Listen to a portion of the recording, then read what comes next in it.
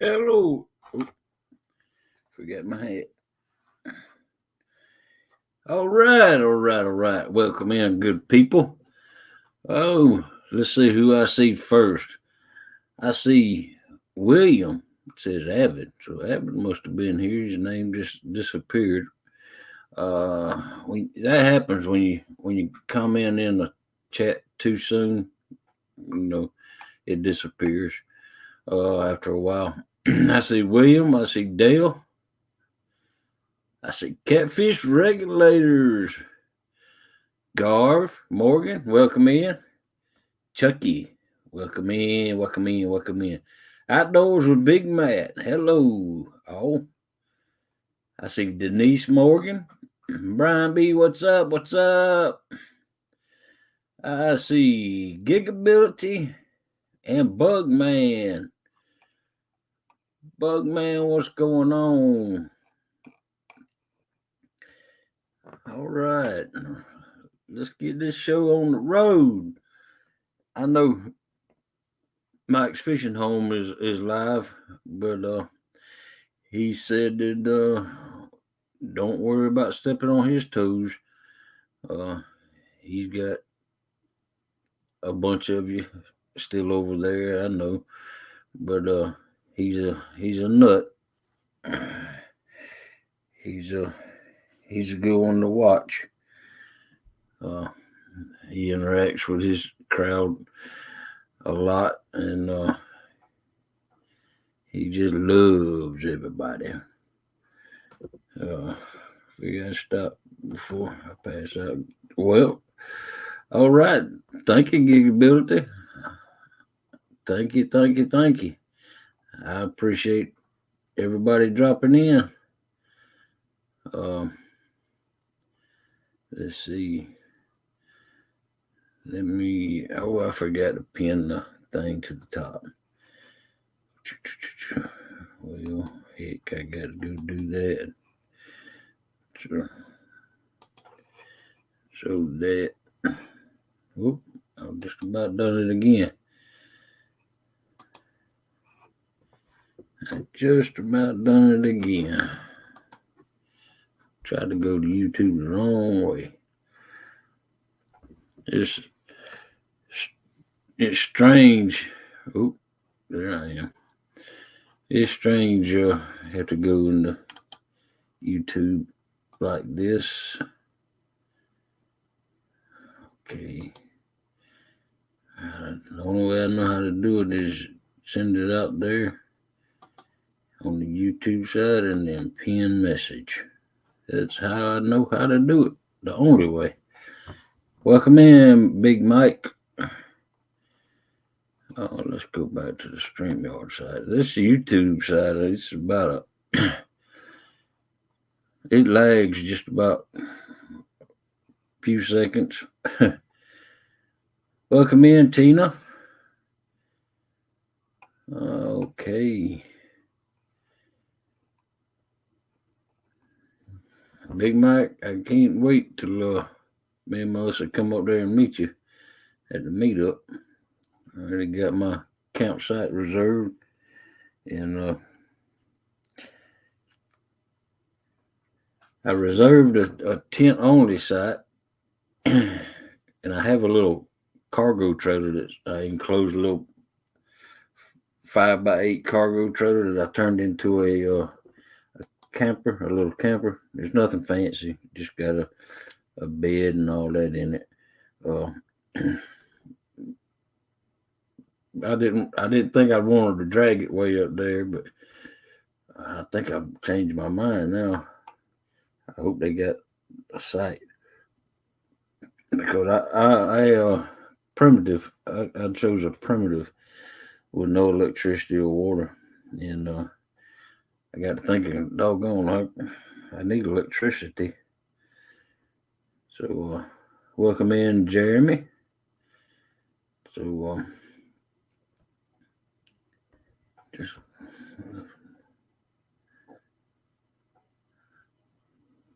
you just left the water. All right, Big Mike, you going back? Oh wow, that's a hard fisherman right there. It's a hard fisherman. Welcome in, Annette. Welcome in. I enjoy all y'all in here so much.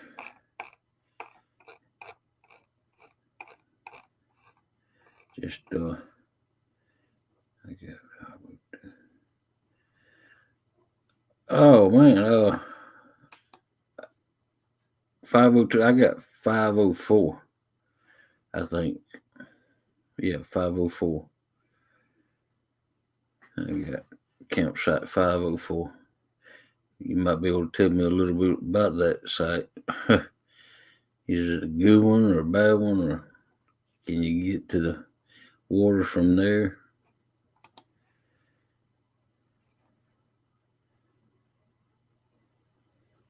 Next door. Okay, yeah. All right.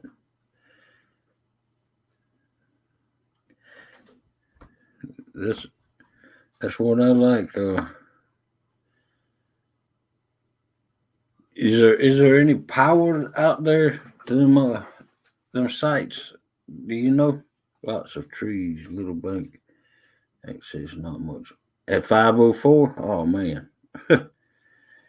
I went by the picture and I thought there was it looked like there was access to the bank. Oh man. I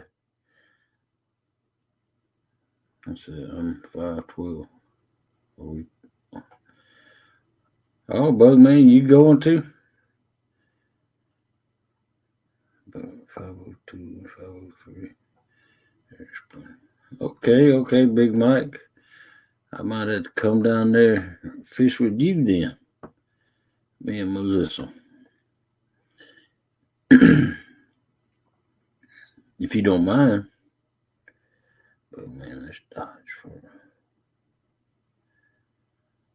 case we drop. She's asleep. I don't know what that means. No power. Wow. Going to figure out what I'm gonna have to do to. I'm gonna take battery power. Power. Oh wow. Looks like I might have to take 2 batteries in. I plan on being up there. I'm getting there Friday afternoon, and then I'm leaving Sunday. Oh, there's Melissa. Okay, Melissa. It'll be comfortable there. Lots of shade. That's a good deal.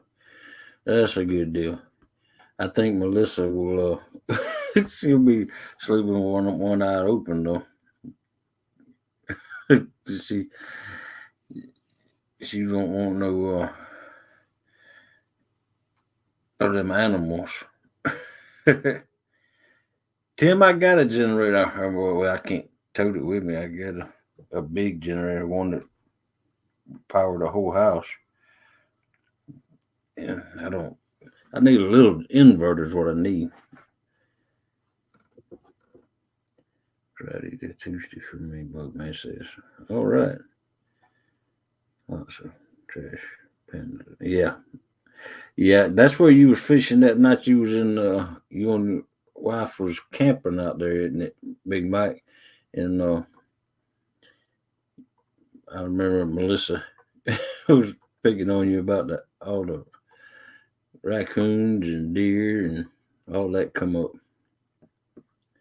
Hello, welcome in, Solo Texan.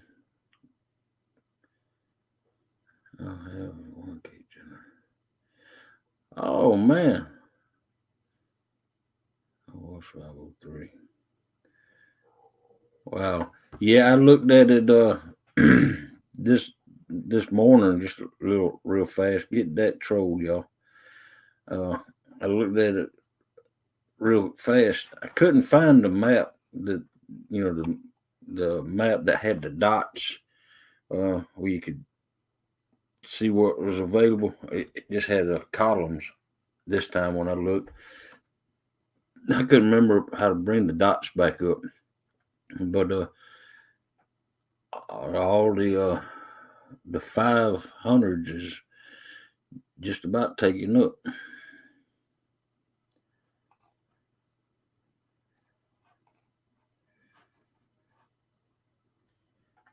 spent 7 days.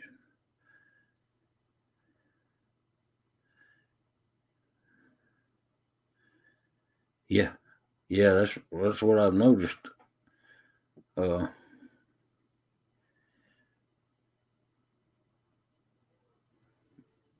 my brother lives up there in Chattanooga, and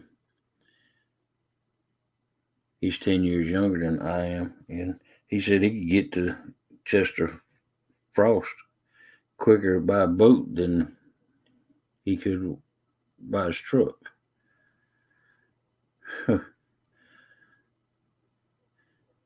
He's the one I sold my pontoon to, and then he traded that pontoon in on a brand new bass boat. I said, man, I'd like to have that pontoon back.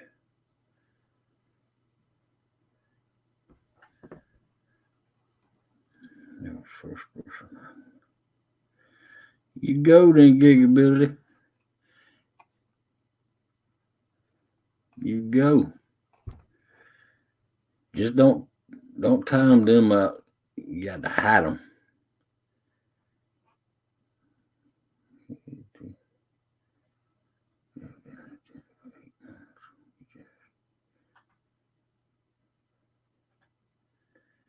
Yeah, yeah. That's. I hope to have a complex light and all that stuff before I go. Uh, 'Cause I plan on fishing at night too.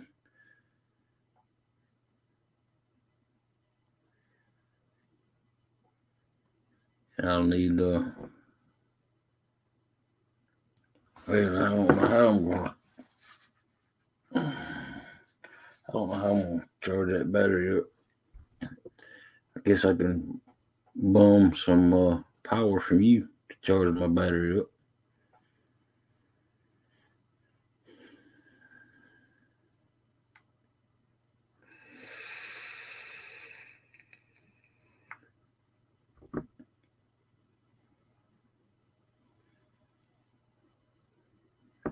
Okay. All right.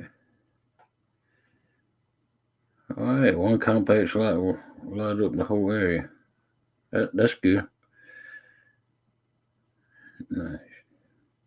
Looking at catfish tournaments in my area, minimum $50 entry and $10 lunker. Are these prices in your area?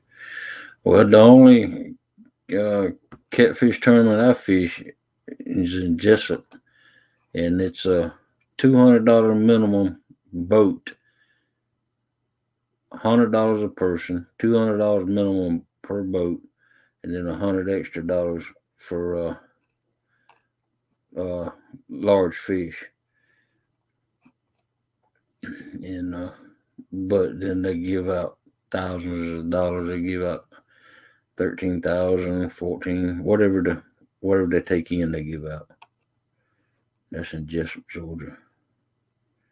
I can take my stuff home and charge you 20 minutes. Oh wow. Yeah.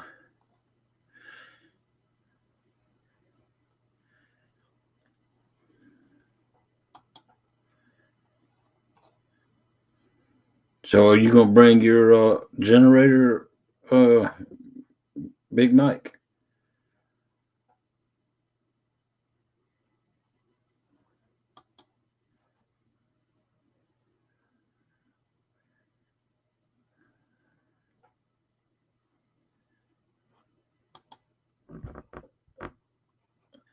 Yep. I fished it one first place 16K. Good lord. Wow. Yeah, I haven't won yet, but never know. You never know. I'll keep it going every year and hoping I win. Okay, Big Mike. Do you pick a tournament for skill level or species? Well, you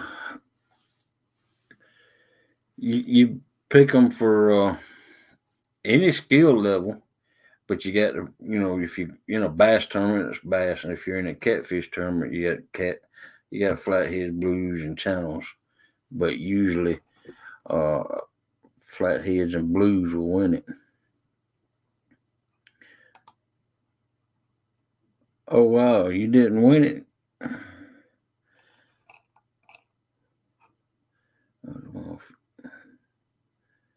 First one. Oh, oh, I thought you said you won first.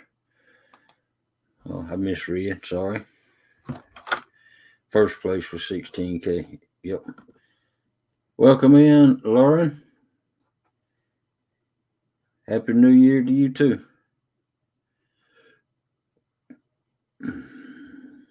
That's a quarter year. Yeah, that's right. Welcome in, Tim Melina.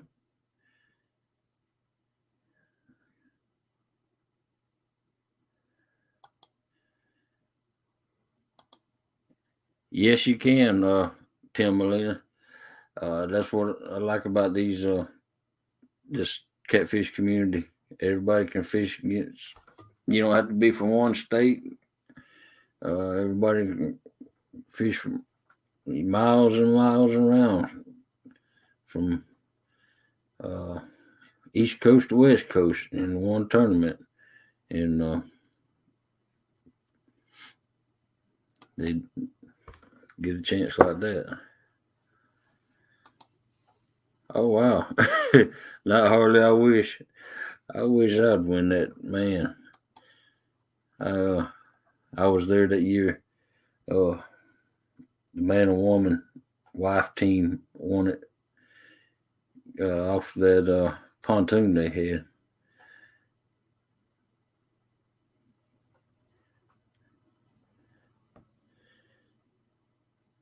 Let's see. I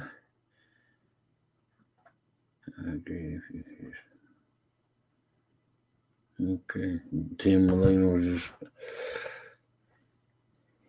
Yeah, you can fish the YouTube tournaments, and it won't cost you nothing usually. But like right now, they got the bank tournament and the boat tournament going. I think Big Mike's in the bank tournament. Uh, it cost a little bit to get in there, and each one of them, it cost a little bit to get in there. You had to have a measuring board uh, to be in it. But other than that, usually they're free YouTube tournaments.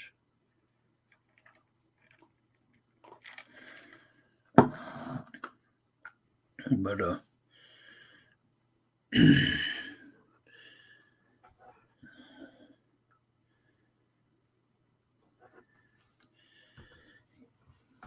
yeah.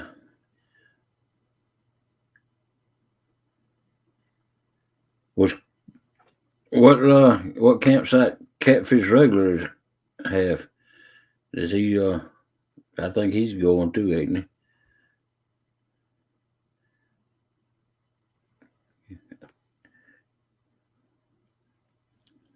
Cause I want to 1v1 him. I know I know y'all going 1v1. Okay, Hog again.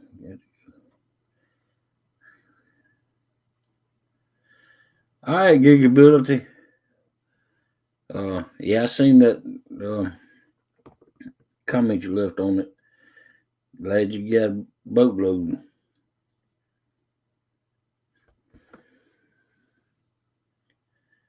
Yeah. I'm glad you got a boatload.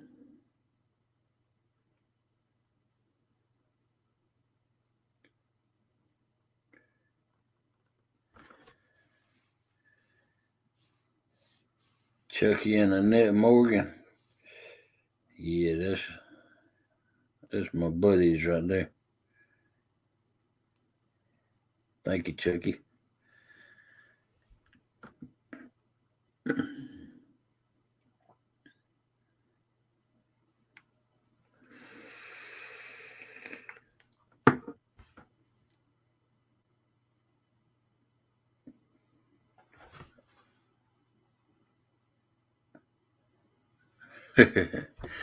Paint my thumb, my hand yellow, and it look just like that one.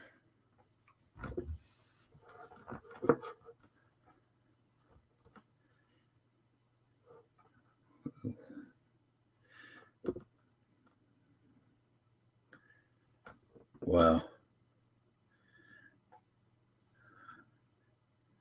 We got 10 wonderful people up in here. And I imagine Mike's fishing home is still going. There ain't no telling when he's going to end, though. But these are the main people right here.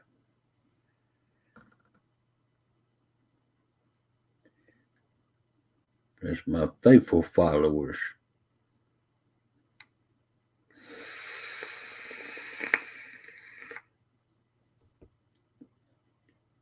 Thank you, Annette.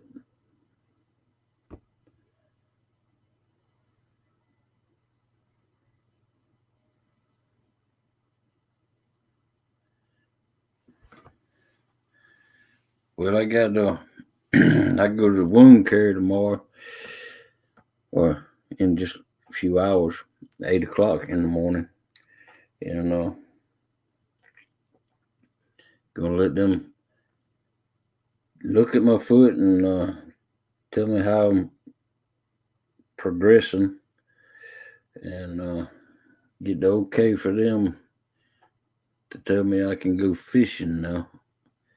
I know what they're gonna say. They're gonna say as long as you don't get it wet and uh, stuff like that. But I kind of figure I'm not want to get it wet because then it'll mess it all up.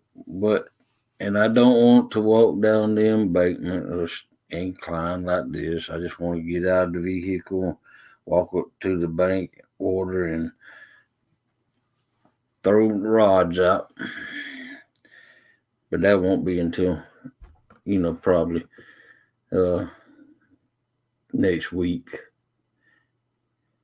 I think I can hold myself back for another week. Although it's pretty down here in southwest Georgia right now. I don't know what the weather's going to be like next week. I hadn't got into that so far. Where's my turn? I don't know. I hope he didn't find out he had COVID and got worse. I hope he got. He was supposed to go to get it tested this morning, and I don't know if he did or not. I hadn't seen him all day.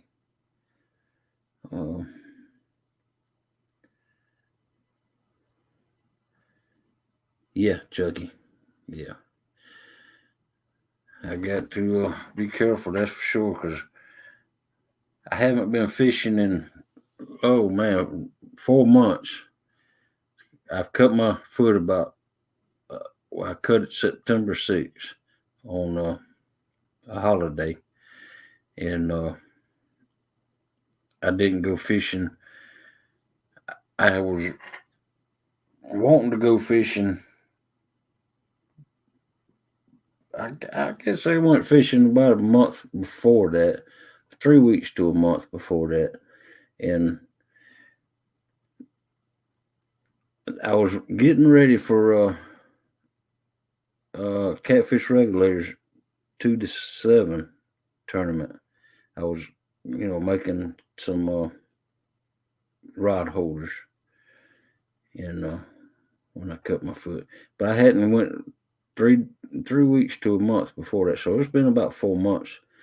Because it's been 3 months since I cut my foot, and so yeah, it's been a while since I've been fishing, longer than I would like.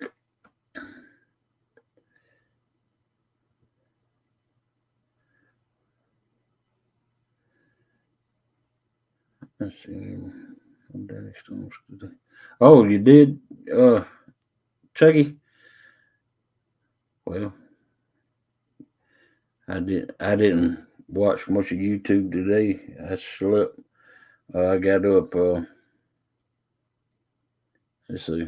I watched Brian B's. I woke up in time to watch Brian B's premiere, and then I was in um, Hooks and Hammocks giveaway, and then I went to after that I went to the Lyle show, and I fell back asleep on in Lyle's show. I was sitting on a chair and just fell asleep. That's it. I got to get out and get fresh air more often, cause to get back in this groove of things. Because I've been stuck in the house for all these months, and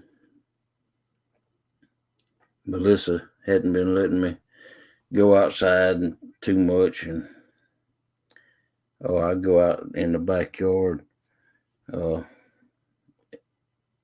and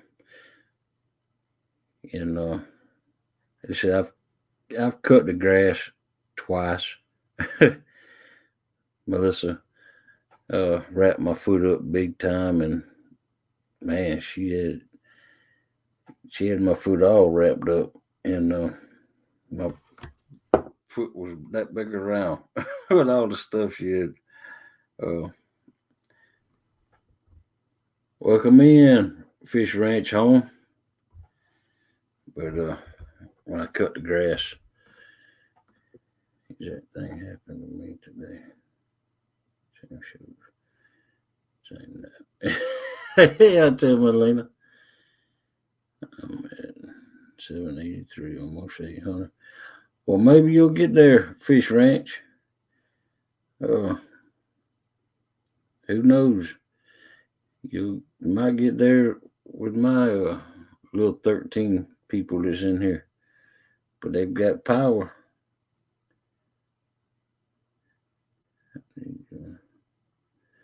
Oh, Tina, ours was good. Couldn't ask for no better. Other than the grandkids wasn't here, but ours went good. We celebrated the reason for the season. I hope yours went good.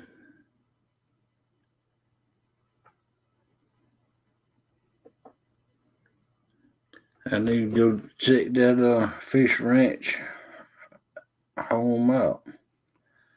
Oh, I ain't never heard of you, but I will go check you out. Wow. And thank you, Chucky. Unbelievable power in this room. That's right.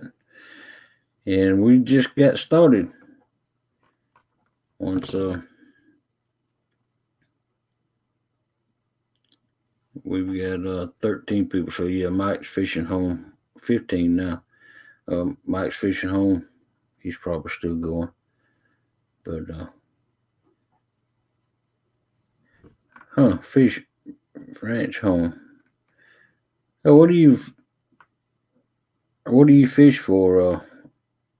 Has anybody else in here heard of Fish Ranch? Welcome in, Dallas. Welcome in, Melissa. Dink over stink. There we come. He must be over with.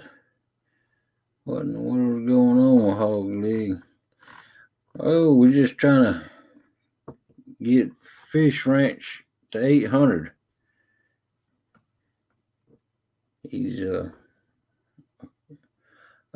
a aquarium guy. Okay, 10 million. That explains why I've never heard of him. But I need to get him up to 800. That's our goal.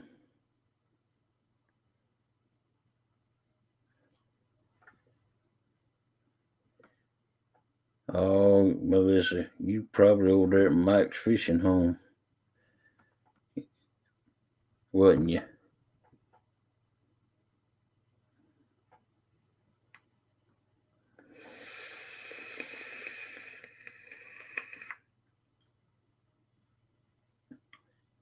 Solo. Denise.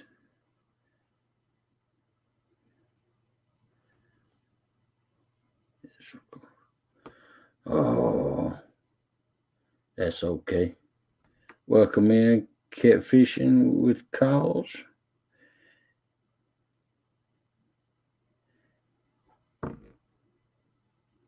Oh, good deal. I'll take that raid.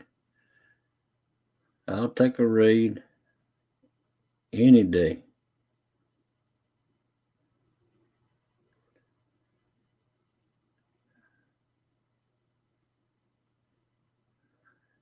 Deadpool, welcome in. I'll just say it. I'll take a raid any day. Lance Makuga, the Hawaiian fisherman. Mr. Duggar, Nanu.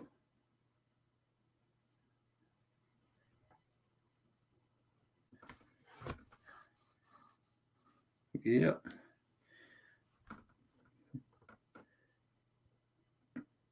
Yeah, we was talking about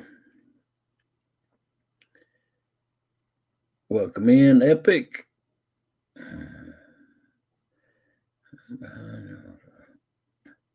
Just woke up. All right, Lance. Welcome in, LG Bass, Mr. Tom. Hello, Mike's Fishing Home. Ray. You know, I think of that bug spray every time.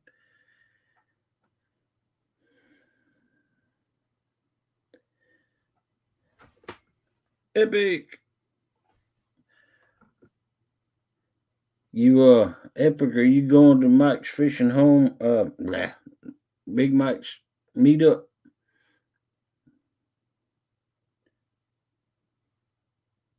May 14th and 15th.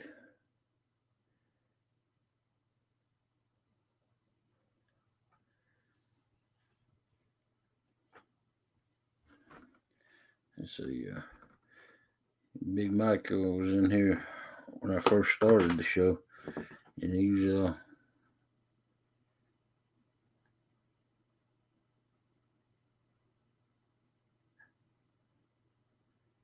see, Angie.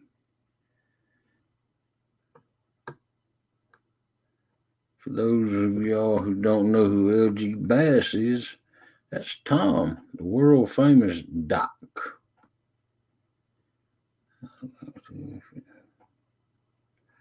Yeah. All right.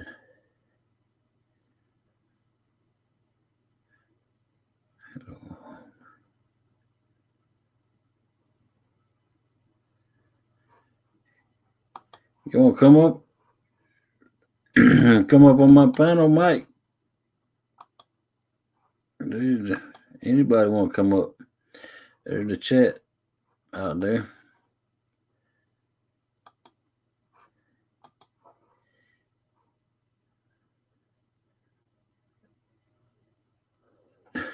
Yeah, the dot note. That's right, Epic. And for those of y'all who don't know Epic, Epic Catfish. That name fits Tim just right. He fishes for Epic Fish. And he has epic shows.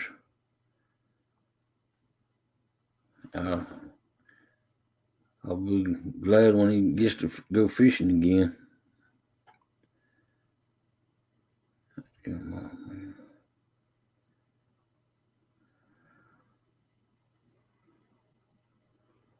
No, Dink, we won't make fun of you.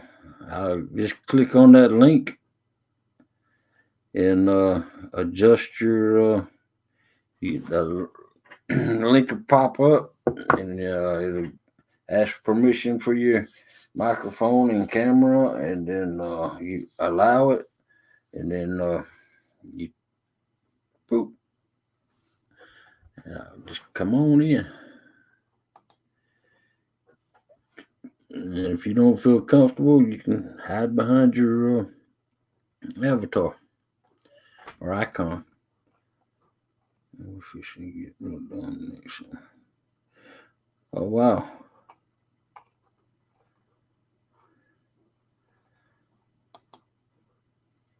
And we're fishing to get real dumb next summer. Oh wow. Y'all gonna get dumb.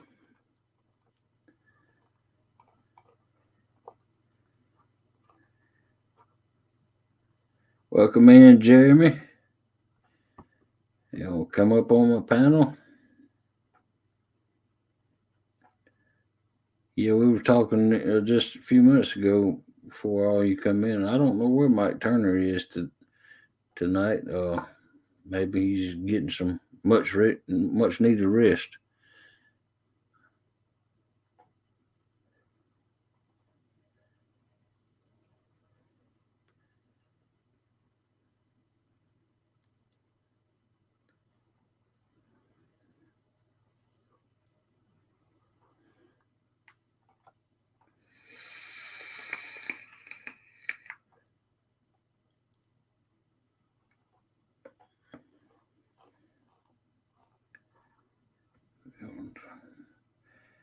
Yeah, for those of y'all who don't know, are not familiar with that name that Melissa just dropped, that's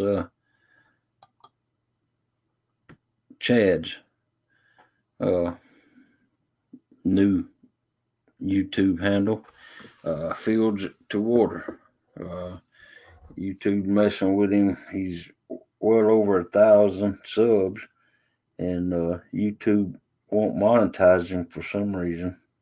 So he's starting all over again with another. So if y'all are sub to the Chad, you might want to click over to the change y'all's subs over to Fields to Water, and get him built back up to 1,000.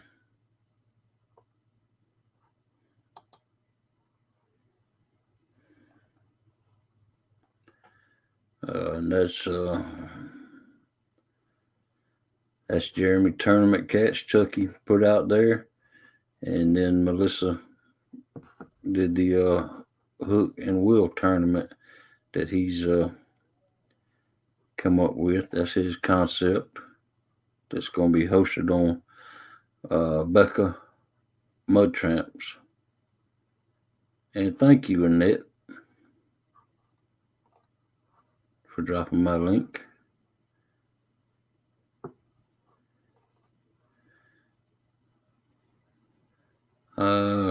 She's on her phone catfishing with calls.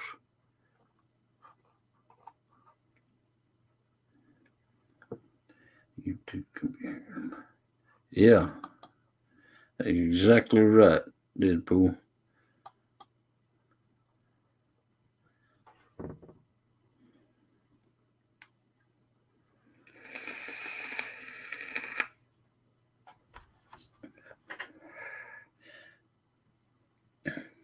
I just changed my burner in my thing, so and it's popping louder than usual. They always do when they put new coils in there, and they usually pop louder than what they usually do.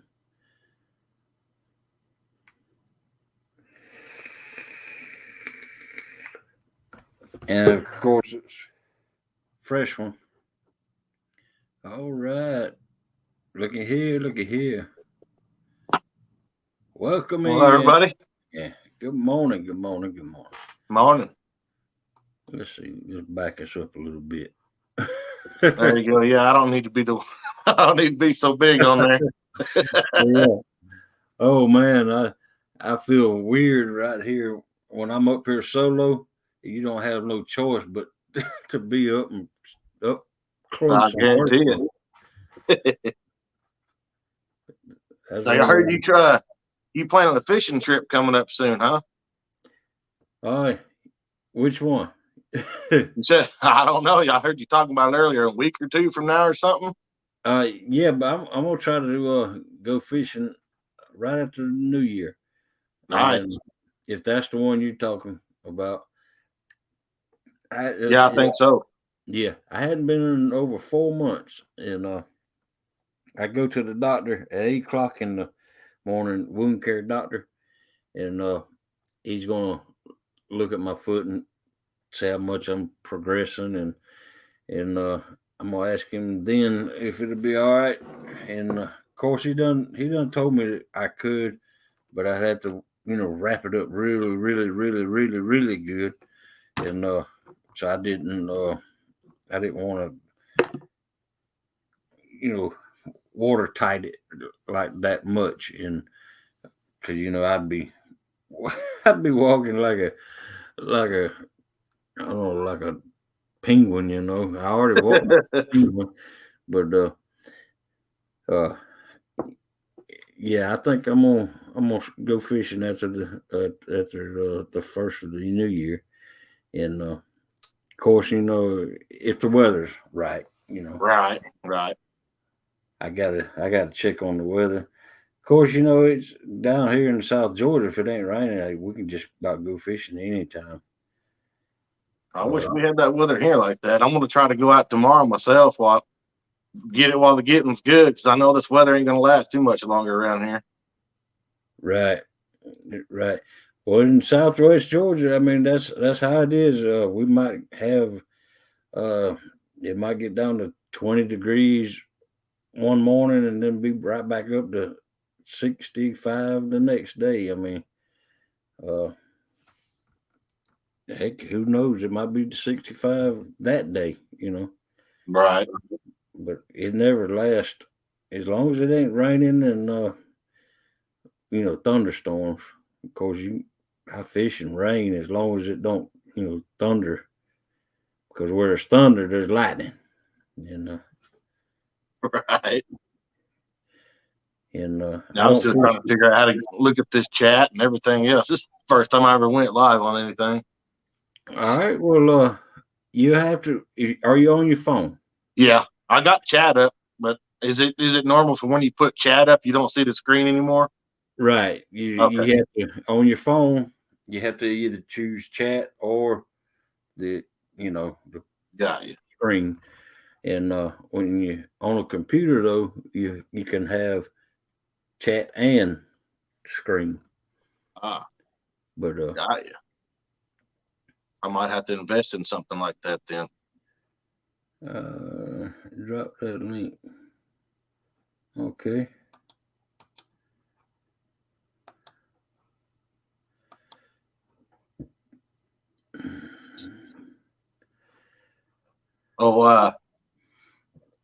Mike was showing some good videos of you earlier. Was he? Oh yeah. Oh man. Well, the only videos I know he's got of me is wombos. Yeah, that's what they was. Oh my lord! So I didn't know hog leg move like that. Let's see. Holy asked him if he tried to come up. Check your link. Huh?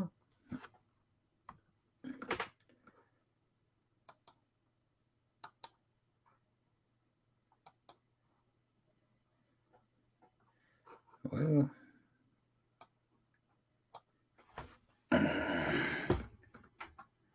let's see. Invite. Oh, you lost him. Copy.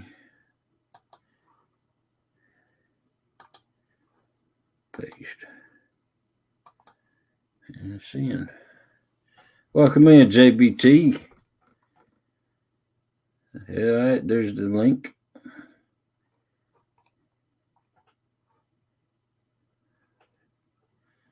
Huh.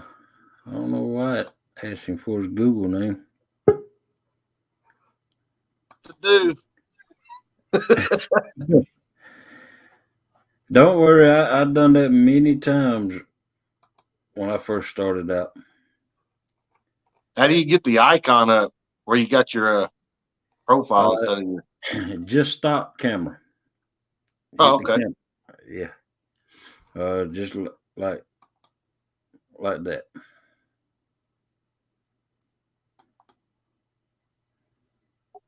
Cool. There you go. All right. Let's see. All right. There was Spider-Man right there, but now he's went away. He must have got scared.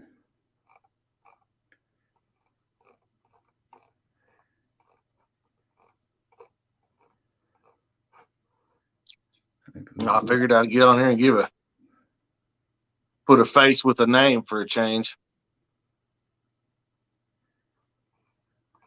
I think that was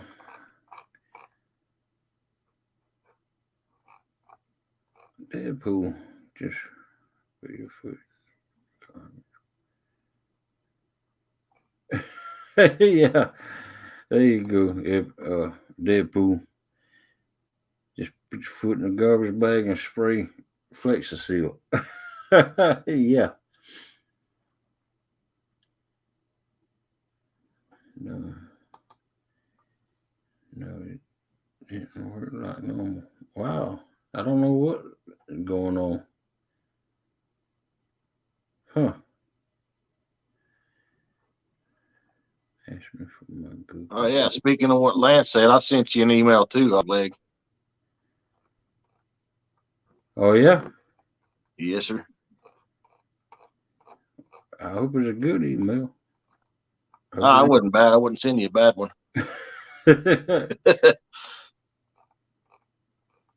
It's asking for my password. Like, God, I don't know why it's doing that. Epic.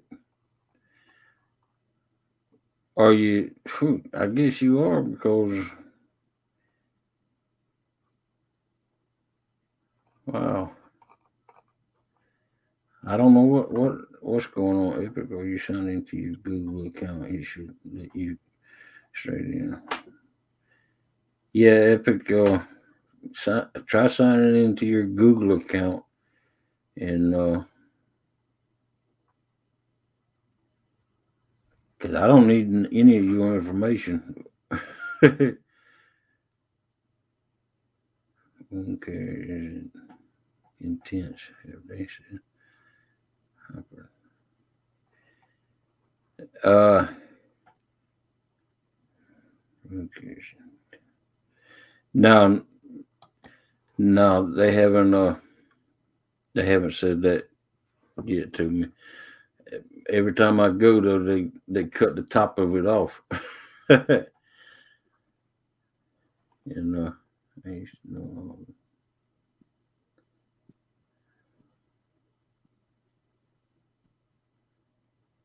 Sorry, I just scrolling up these comments here. I didn't see. Hi, LG Bass. How you doing?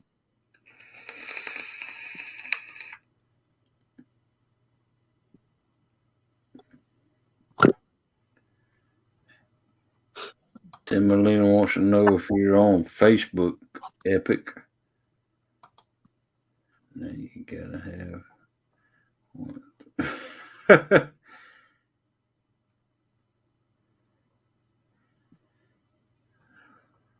That's what you're not logged into your account.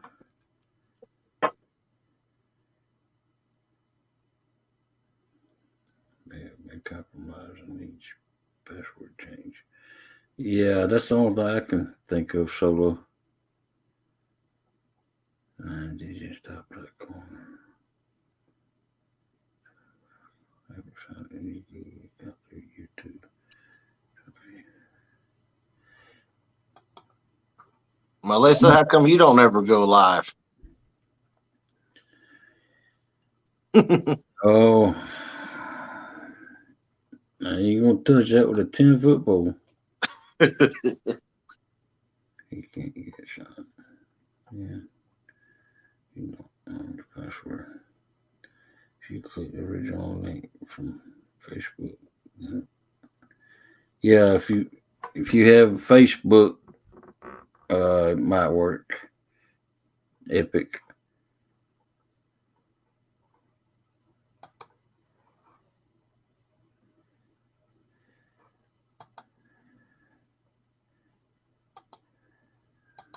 She says she's a chicken butt.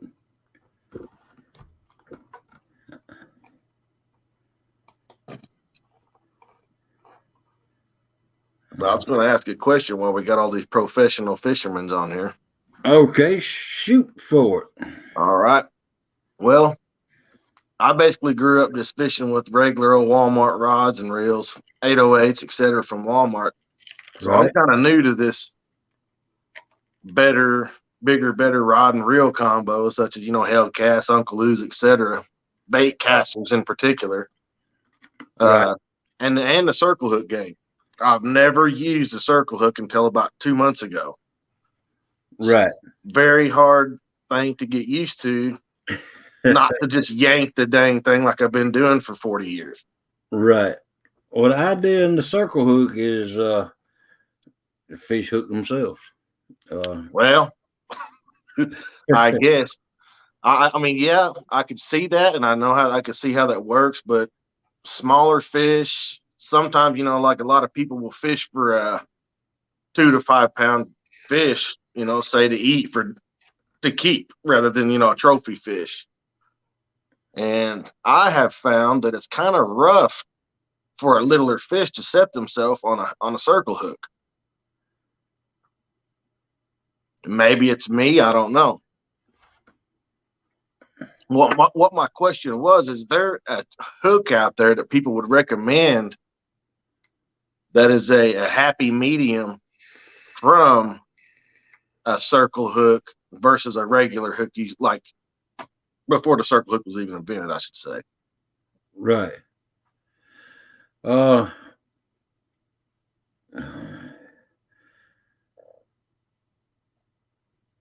Epic would be more the one you need to talk to about hooks, and he's trying to get up here. All right. Here's somebody right here that could be able to help you. Welcome in. Welcome in. How you guys doing? Howdy. On that circle hook, if you want something, it's a hybrid. Go to bottomdwellers.com. They got the Charlie Brown hook. Okay. You can either set them like a regular traditional J hook, or use them just like a regular circle hook. Okay. I might have to try that out. I heard some people suggested a kale hook.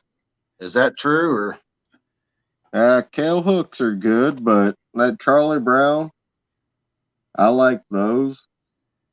Okay. I use a lot of when I start catfishing again in the spring, I'll use Uncle Lou hooks, which are circle hooks, but yeah, the Charlie Brown hooks are good hooks. just give me just a minute. Epic, No. Epic. I didn't set it up that way. I don't know what's going on, but I'll try to check it and fix that. And my apologies. And Epic just saying, no, smaller circle hook. That's what I use. I normally fish with 8s and 10s or 7s and 10s. But Right. Well, say on that Charlie Brown hook, what size would you recommend using?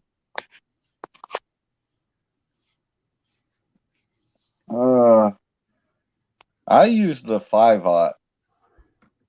Just depends on the size of the fish you in your area. Well, that's the thing. I mean, pretty much where I fish at locally would be just these smaller lakes around here, the North Canadian River, such as I'm in Oklahoma. I mean, I can go east and hit the Arkansas or such, but my go-to is the smaller stuff around here. And I mean, you can catch anything from 1 pound to whatever, but it's far few in between to catch something, 30, 40, 50 plus pounds. But it would be nice to have something on the hook, on the line that's pretty versatile. Epic, can you read the chat? Dink. Epic. I can read the chat so far. Okay, Epic recommends Team Catfish 3/0 double action. Okay. But Lance, he's a good guy too, and he's introduced the Hawaiian style of fishing. We just tie the sinker on and throw it out as far as you can, and then they got this little thing that just screws onto you. No, it screws onto your line like a corkscrew, and then you put a hook on that, and then send your bait out there. That and Lance, I'll tell you what, that Steve Adams, that's all he uses anymore. Okay. Good to know. I just ordered me a few different kinds of hooks today. I ordered that Whisker Seekers triple thread, and then I ordered some Gamatsu, however you pronounce that. Yeah, Gamatsus are a good hook too. I use those a lot. I used that. What I ordered was the big cat version, not the octopus.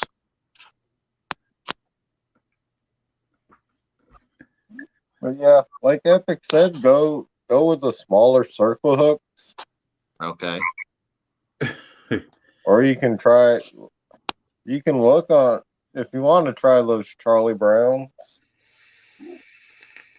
bottomdwellers.com, and they got different sizes too. I'm going to have to write that down. I appreciate the info, guys. Saves me a lot of trial and error. Epic, I'm gonna check into that, and if I had it set up that way, I didn't know it. I apologize.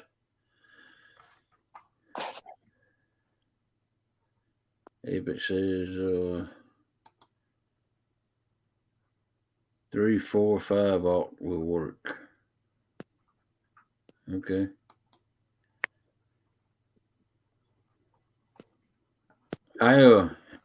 I've never fished for I just use 8s or 7s, and I've been using 7s myself. they'll catch small channel cats. Yeah. You can still set the hook with them. Exactly, because you can still set the hook with them. Don't pull too snappy. Yeah, that's I set the hook with every fish that I don't just reel down on them like some of these guys do. That's Or a hard habit to get into. most of them. I just pick it up the rod when I see it, bumping a few times real hard, and I just do like that and set the hook. I mean, I don't yank it or nothing. I just, easily set the hook because my hooks are usually sharp enough that they'll set themselves. Yeah, Right. I always set the hook. I'll reel, but I'll reel up the slack if there's any slack in the line. But I'm always setting the hook. Right. Okay. I was just curious. Like I said, I'm new to the circle hook game. I'd like to keep up to par with everything. I plan on getting a little more serious come springtime with everything. That's right, Epic. I've been known to downsize the circle hooks the size of a dime. Yeah, Okay. but my circle hooks only go, like I said, literally sevens and tens is all I ever use. And my channel cats, they always. I mean, I think it eliminates the little small ones, but the 2 pounders or more. Uh, and I have caught a 23 pound channel cat on a 7/0 hook, so they're good. That's what gets what I was wondering for, because all these guys using these 7, 8, 9, and 10 hooks, and my PB, it's been several years ago, was a 53-pound flathead, but it wasn't on this regular old hawk hooks from Walmart. Right. Well, my PB's a 53 pound flathead too, and it Nice. was caught on a 10/0 hook with a shrimp about the size of my finger. That's exactly what I was using. It was a piece of shrimp. Right. No. All right. No, anybody's too picky. Fails miserably. 5/0 works decent. Well, yeah, you got a point there. Uh,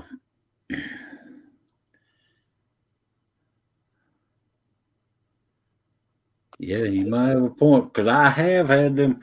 See, I keep a I Right. got I keep a rod and reel, on my boat for I call it my skunk repellent, and I always put a piece of chicken liver on there and I throw it out because I don't like a skunk on my boat, and I'm willing to catch a little channel cat to get the skunk off of it, Yes, and sir. I've had them little finicky bites, and uh, if I was to go drop down to maybe like a 5/0 hook, maybe that would eliminate some of them picky bites. Right. That's what I've been getting a lot lately too, is them little bitty peck stuff. And that's what I was wondering if I had too big a hook for them. Oh, now I really need to come up, Epic says. If you know anything about this catfish community, Epic is known as the professor. Sounds like a winner to me. I'm all new to this, guys.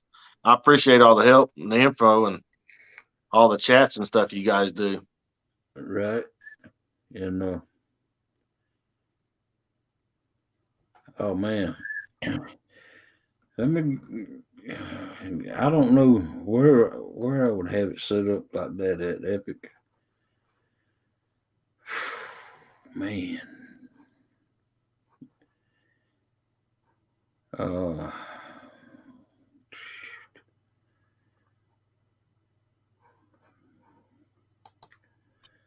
let's see.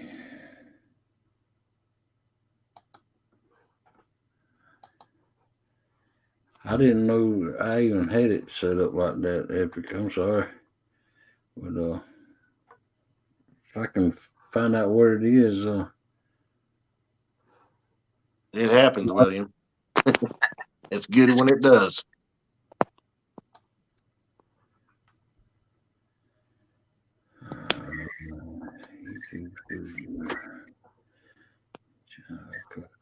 Channel. I'm trying to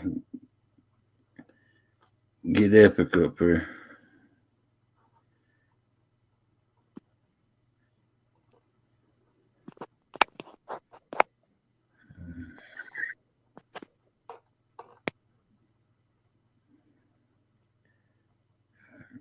Customization.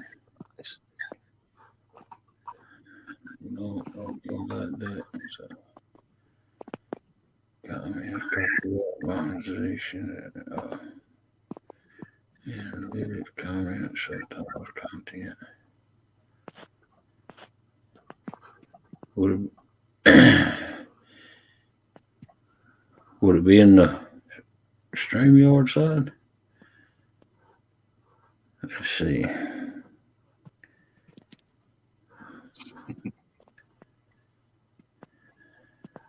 Wow. I'm having issues.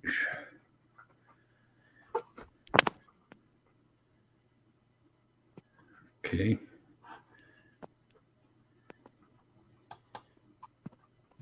That's what I was wondering, Epic. Did it? I got a lot of them little peckers around there, them little channel cats, which I don't mind catching.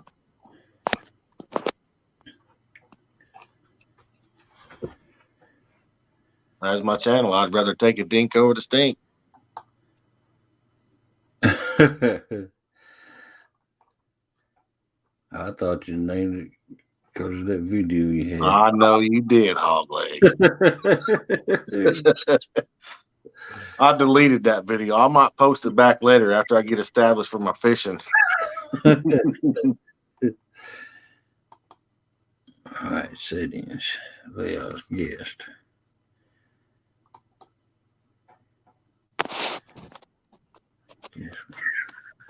All right, Epic. Yeah, I think that's where. Okay, that's it. All right, try it again, Epic.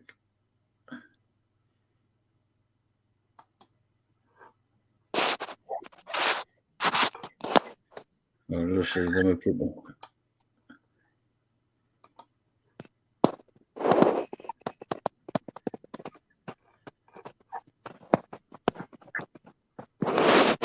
Wow.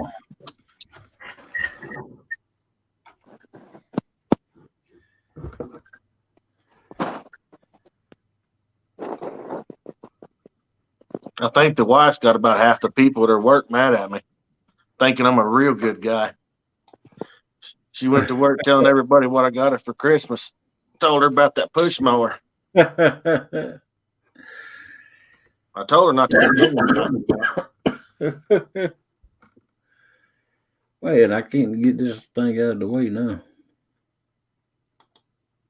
I then clicked on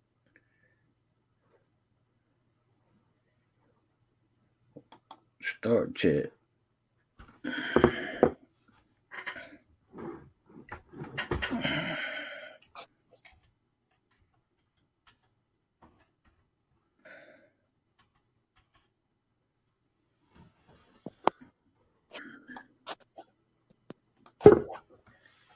All right, he made it up here. I'm hoping he made it. That's him. Yeah. Perfect. All right. I'm sorry about that. Hold on. I gotta switch off of this because I can't. So hold on. I'll be back. All right.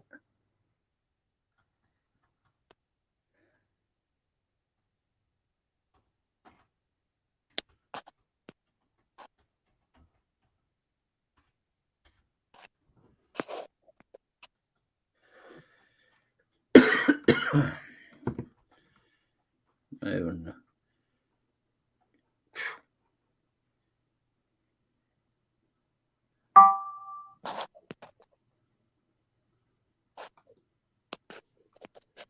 Okay. See, now it's time for catfish class. All right. Let me get my pen and paper. Now, what kind of knot do you use on your circle hook? I'm sorry. What kind of knot do you use? I snail them, Okay. and then I use a Palmer knot on everything else. Yeah, I guess StreamYard just as an extra protection,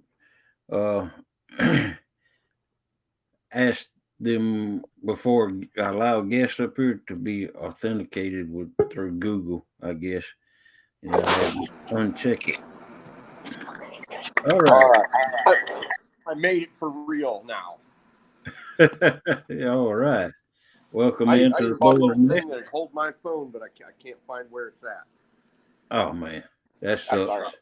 That's all right. I'll find it one of these times. I wasn't planning on going live, but you guys was talking about something that's real difficult to type. That's right. So, okay, let me ask the gentleman that was asking those questions about those switching down from 7/0 down. Now, it's in channel cat country, when you've got a lot of channel cats, and let's just say you're in an area you don't know whether they're big or they're small, and you're running 7/0, you're going to miss some big fish. There's no doubt about it. I used to guide for channel cats 30 days in May. I started about April 15th when they were still not very active in my part of the world.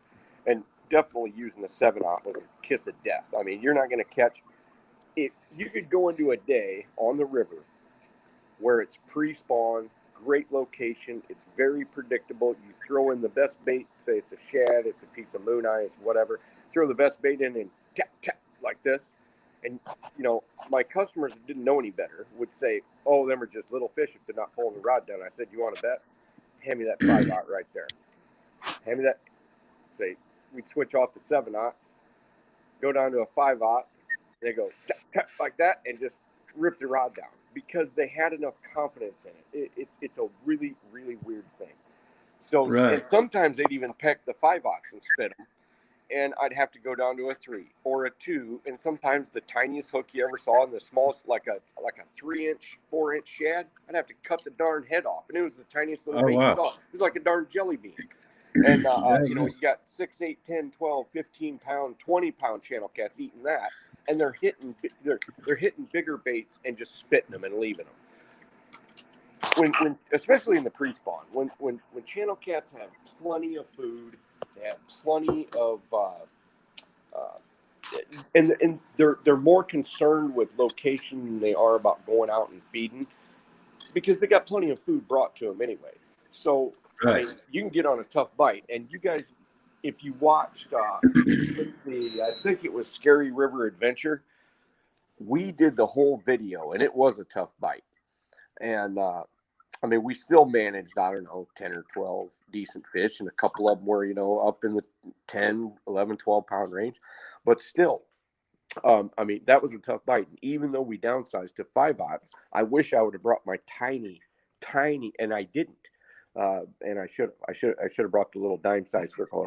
That would have changed our stars for that entire day. They would pull it down. They would peck, but it was almost impossible to hook them because they were just holding that stuff in their lips, not taking it in their mouth and then moving. We really had to baby those fish just to get the amount of fish. And my normal day during that time of year on that river is between 25 and I'd say an average of 50, and a good day might be 100.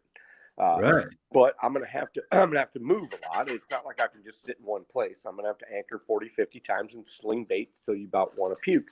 But as long as you're prepared to downsize when chasing after channel cats. Now, if you're in blue cat territory and you're wanting to catch channel cats, I don't know what to tell you there, because if you're catching channel cats in blue cat habitat, that means you're not on the blue cats very good. You're on those fringe areas, and there's no way for me to feel confident going to like the Mississippi and blue cat territory and throwing tiny baits. I just won't do it. But if I'm in like total channel cat habitat, tiny, Right. and the kind of cover, the kind of water that they really like, I have all the confidence in the world that downsizing, because I've done it hundreds and hundreds of times. Now, and when I said that about the Team Catfish hook, that just is a particular hook that I use because it is not a full circle.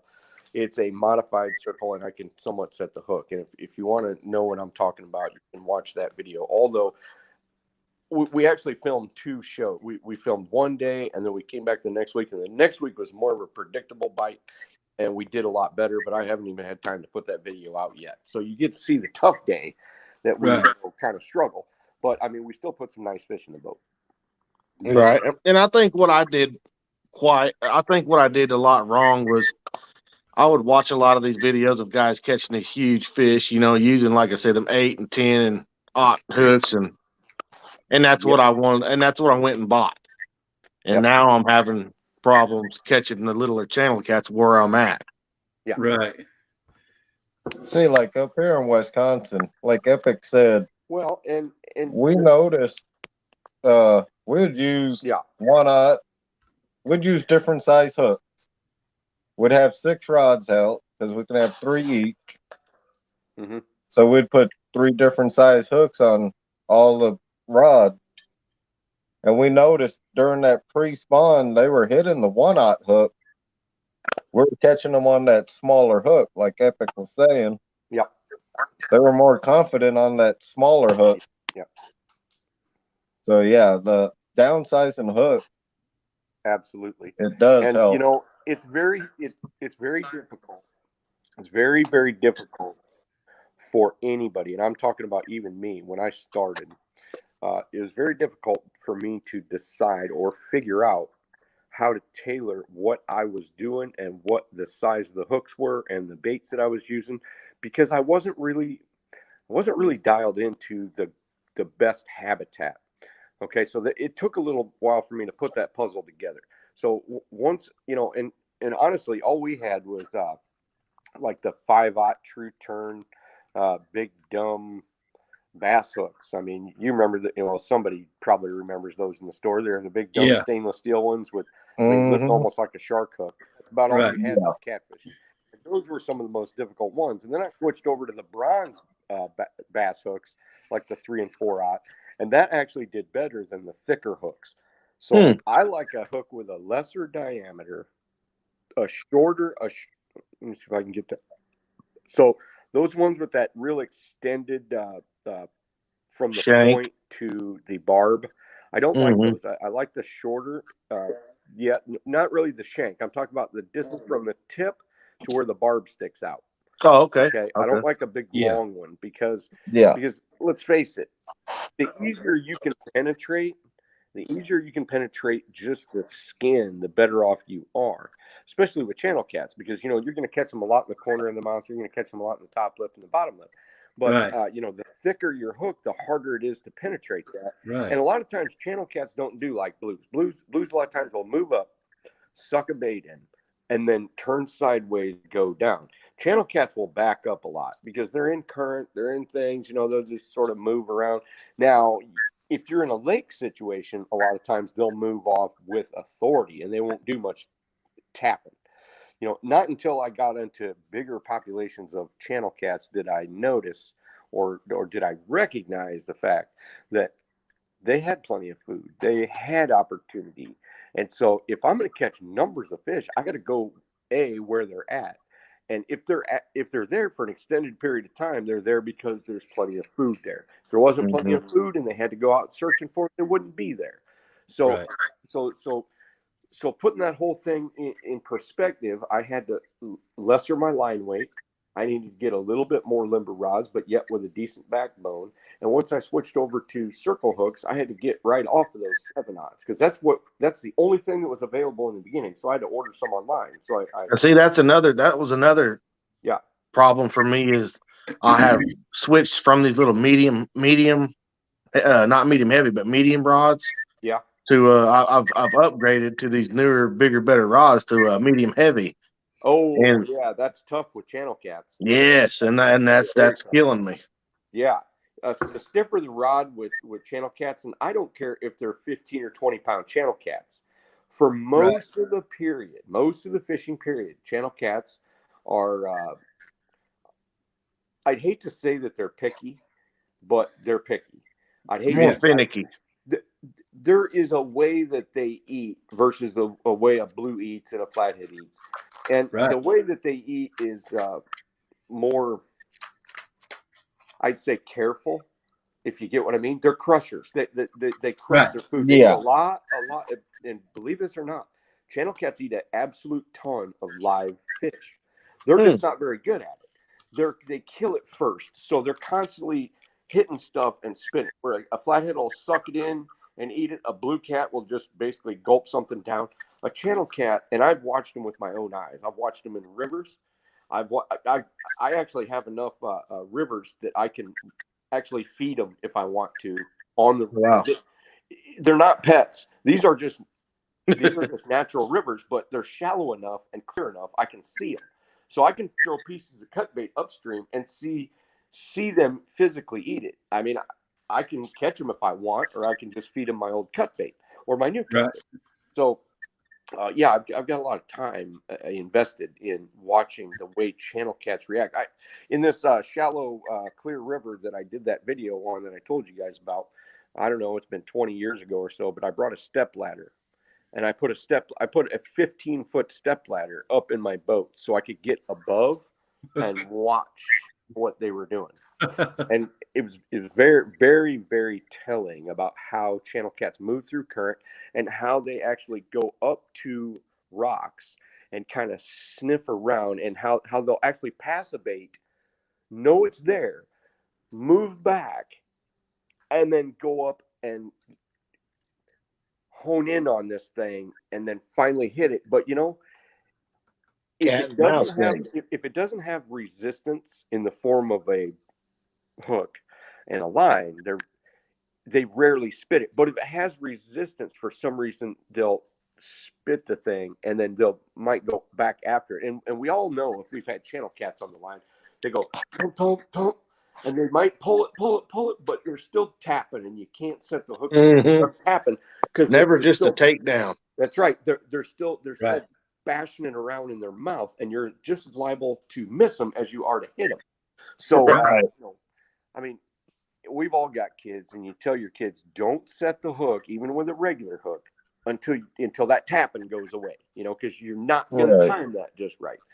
And so, yeah, that's why going down to the 3/0 and I'll tell you what, one of my best big channel cat rods, believe it or not, is I think it's a 8'6" salmon rod, and it's real limber at the tip. That's what I got I use that as my channel cat rod, a Shimano open face combo.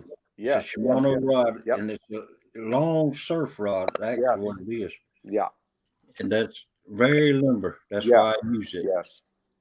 Now, it becomes less necessary as the season progresses until you get to the post spawn, and then channel cats are more pecky than ever, and they're really dozed off and looked up. Yep.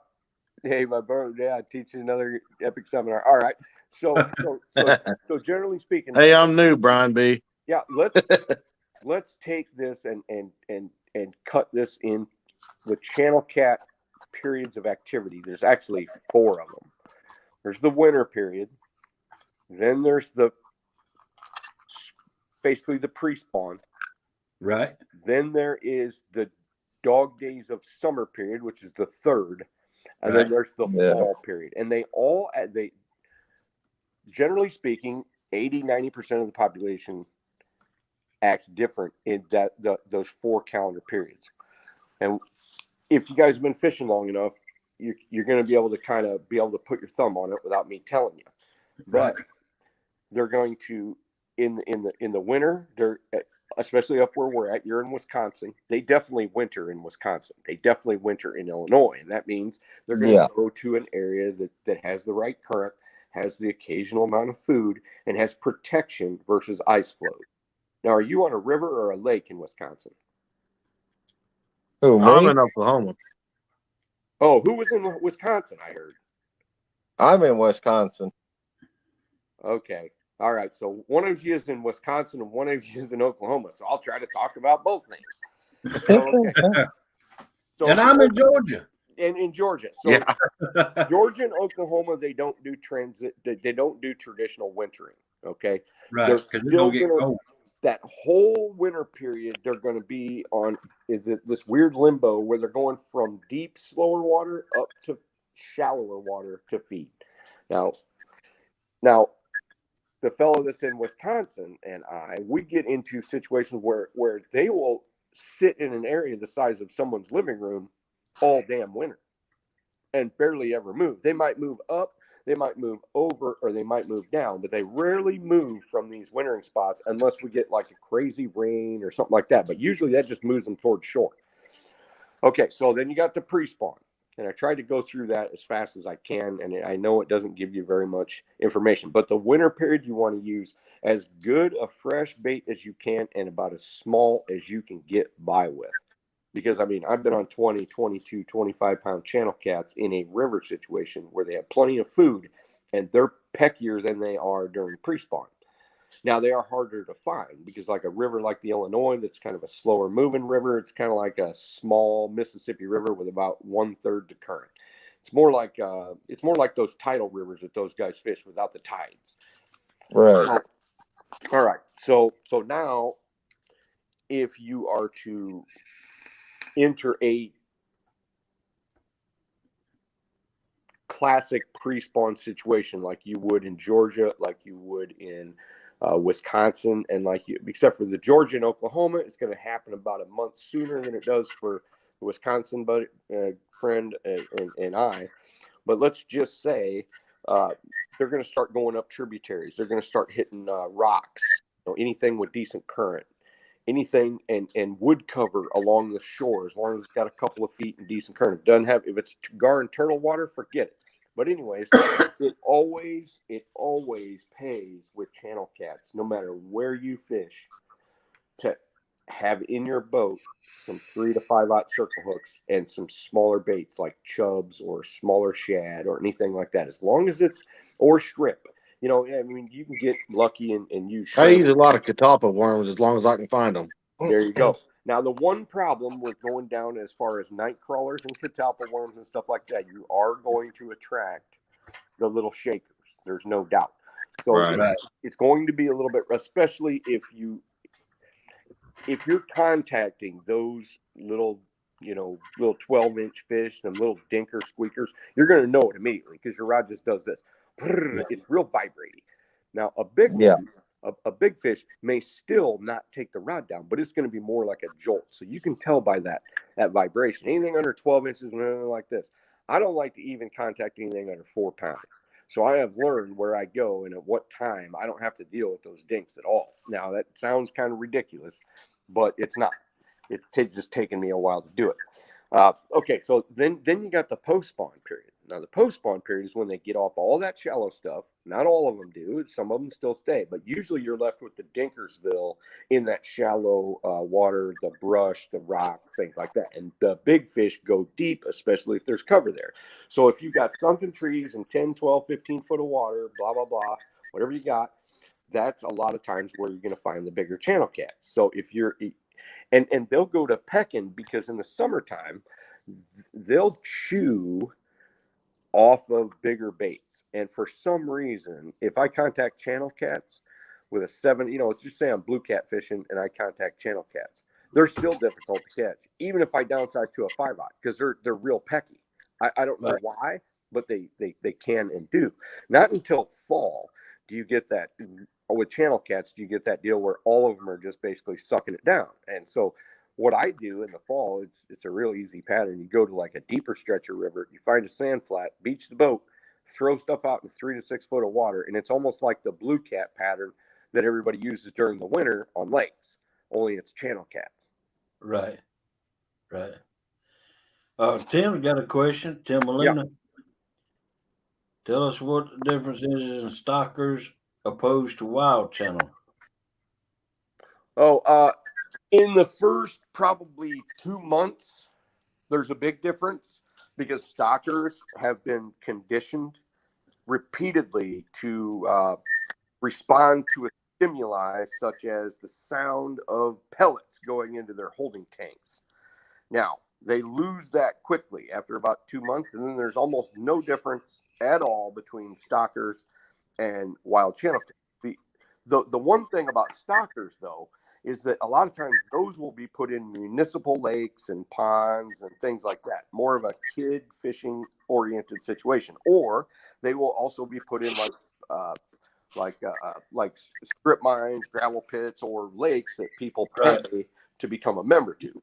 So if people are still feeding them, or like a farm pond, if you get stockers and people still feed them, they will continue on that same habit. And a lot of times they're very difficult to catch unless they have that stimuli, because they get conditioned like Pavlov's dog to feed at 8 o'clock in the morning when farmer comes down and throws in his pellets, and then at 5 o'clock at night.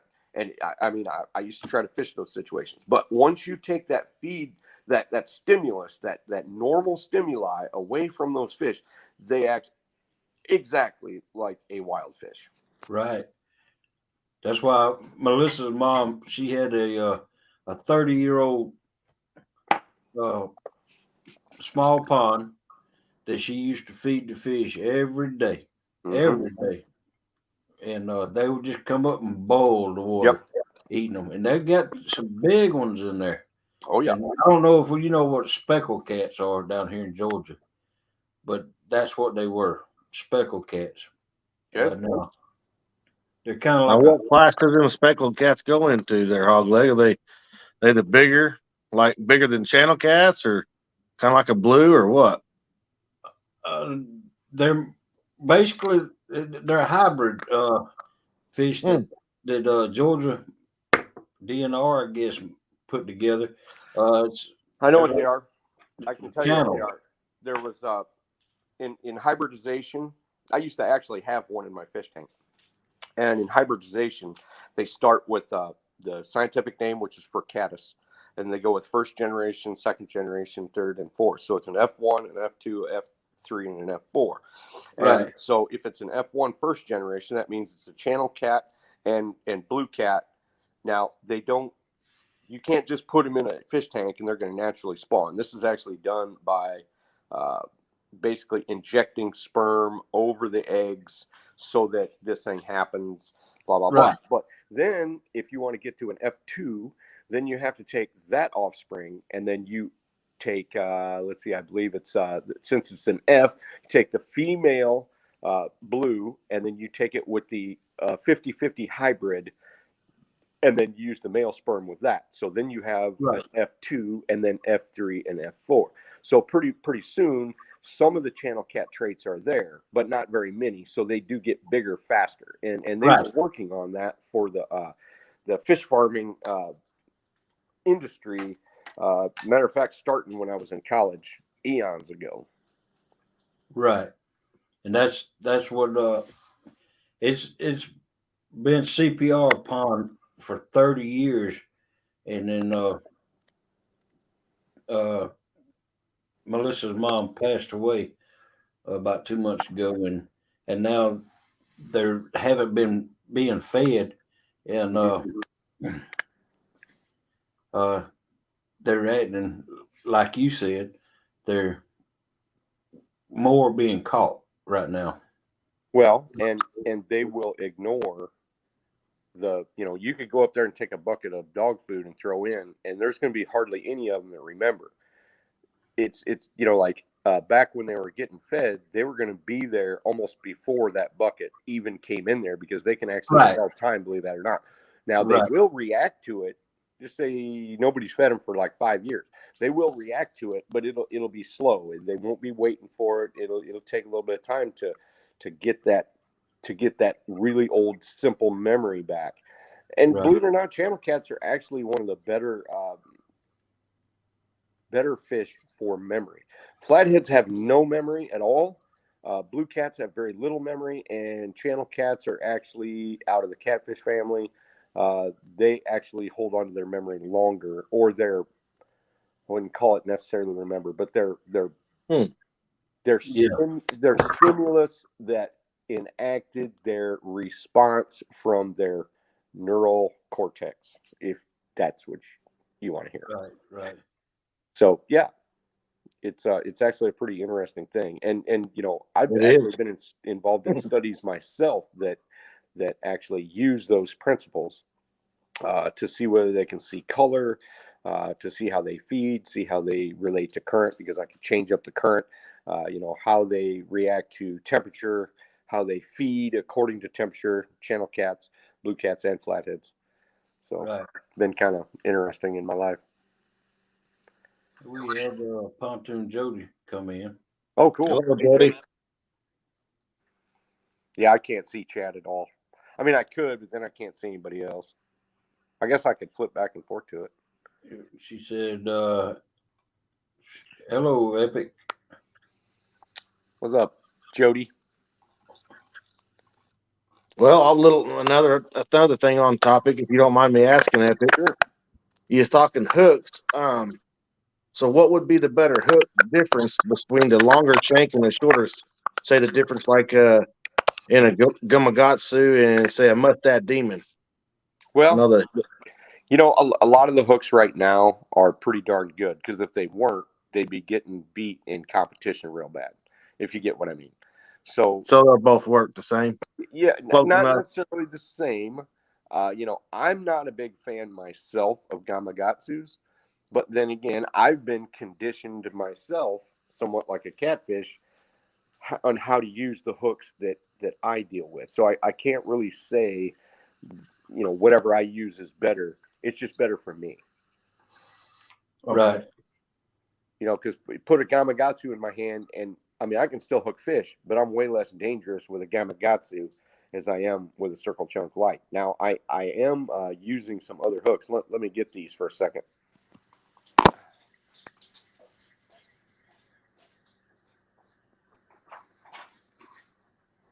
Pretty knowledgeable fella. Yeah, he's a very knowledgeable fellow. He studied catfish all of his life, and I just winged it all my life. I've winged it for quite a few years too. Okay, I don't know if you guys can see this. Maybe I can get it up close to the camera. Let me see if I can get. Hey, Jody. Howdy. I got a question when you're done. Yeah. Hold on. Let me see if I can show you this thing. Uh-oh. Where is it? It's right there. You all see that good? Oh, okay. Yeah, Yeah. look like about like an 8. Actually, it's this is actually, jeez, this is actually only a 7. And the reason I'm kind of gonna try this thing is because it is basically the same shape Right. as the Team Catfish ones, but it has a little bit wider gap, and it also is a thinner wire, even though it's really strong. I mean, Right. I went to the Rip and Lips booth when I was at the ICAST, and that's what these are. These are the Rip and Lips tournament grade 7/0, size 7 to 8/0, whatever. But Right. I am going to give them a try, especially for flatheads this year, because I do prefer a thinner hook. And as far as bending it, you can't bend it. I took a pair of pliers and everything else, tried to just Well, I bend. noticed it was a straight shank, so that you prefer the straight rather than the offset, the curve. I do. I don't like them to be curved in like this. Gosh, this is weird. Curved in like this, because it shortens up the gap. And I Right. do prefer that not to be farther away from this hook point. And as Right. like I said, I'm new to it, but I feel Yeah. I have snailed the straight ones and the Yeah. curved ones, and I feel like the snail works better on the straight. It works really well on the straight ones. I could tell you another story. I'm sure some people in chat have heard this, but when Daiichi True Turn first came out with the Daiichi Circle Chunk Light, which is now the Team Catfish double action circle hook, because Jeff Williams in his in his kitchen was talking to me about it, and he said, "Oh, so it's like about a double action," he said. And I said, "Yeah." He goes, "You can set the hook with that, and they'll set the hook themselves." And he says, "Okay." And so he ended up marketing them, basically under Team Catfish after that. But the Snelling that was a big win for me too, because if you're tying a regular knot to this, there's a problem with tying a regular knot. It can actually go this way. Yeah. This way. So when you snell them, as long as you go in the front and out the back, they'll always maintain that. And I mean, that like trigger is a really good hook set there. But anyways, True Turn Daiichi, when they, I was doing pro cats. This had to have been, more than 20 years ago. My oldest kid was first born about the time, but I went to the James River and I said, I'd like to use some circle hooks. And the guy's name was TJ that was kind of in charge of all that sponsorship stuff. He says, "Well, what kind of circle hook do you want?" I said, "Well, send me some of all of them." He goes, "All of them?" I said, "Yeah, even your saltwater ones." So he sent me a giant box of all these hooks, and I mean, from every size. I mean, it was a massive box, probably 1.5 feet wide by about 3 foot long. All the way down to Virginia, which is about a 14-hour drive. I did nothing but really pick through them hooks, because I had a friend of mine that was actually driving, and we were hauling my boat down, and I settled on this particular style because it makes the most ergonomic sense to me compared to the other ones that they had. And I called him and I said, "All right, I picked the Circle Chunk Light." TJ said, "Well, that is a favorite of my tarpon guys that are on the coast of Florida." And I says, "Okay, explain to me why the tarpon guys like them." He said, "Well, their mouths are really tough. They got to get around this. They got a large bony bottom, and they're using big live baits." And I said, "Well, that makes sense to me. I'll let you know how it goes." Well, I get in the boat with Chris Harris, which has been probably one of the best guides on the James River for a long time. Really talented kid. And he was sold on Gamakatsu. And so I brought a couple of my rods, and I put the Circle Chunk Lights on there. And by the end of the day, he was asking me, "Do you have any more of those red hooks?" And you know what? That's me. I'm trialing there right now. Never looked back. What's that? I said, "That's me. I can trial in there. I've got all kinds of different hooks, and Oh yeah." So I haven't figured out really which one suits me the best yet. Buddy, I was in your shoes. Try some of those Team Catfish if you want. Try that other hook that other fellow was talking about. Okay. Try some stuff that makes sense. And as far as kale hooks, I used to use kale hooks. I've got some of the biggest kale hooks you'd ever want to see in my garage still, but they never go in the boat with me. So that will tell you one thing, what I think of them. Now, at one time, they were one of the best hooks you could get, but these outperform the Kales. Tim Molina has a question for you. Mm-hmm. Why do channel cats coexist with flatheads and not so much with blues? It's not really that.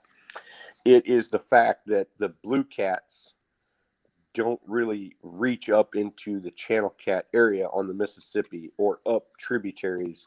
They just don't go as far. So you'll find a lot more channel cats, especially west of the Mississippi,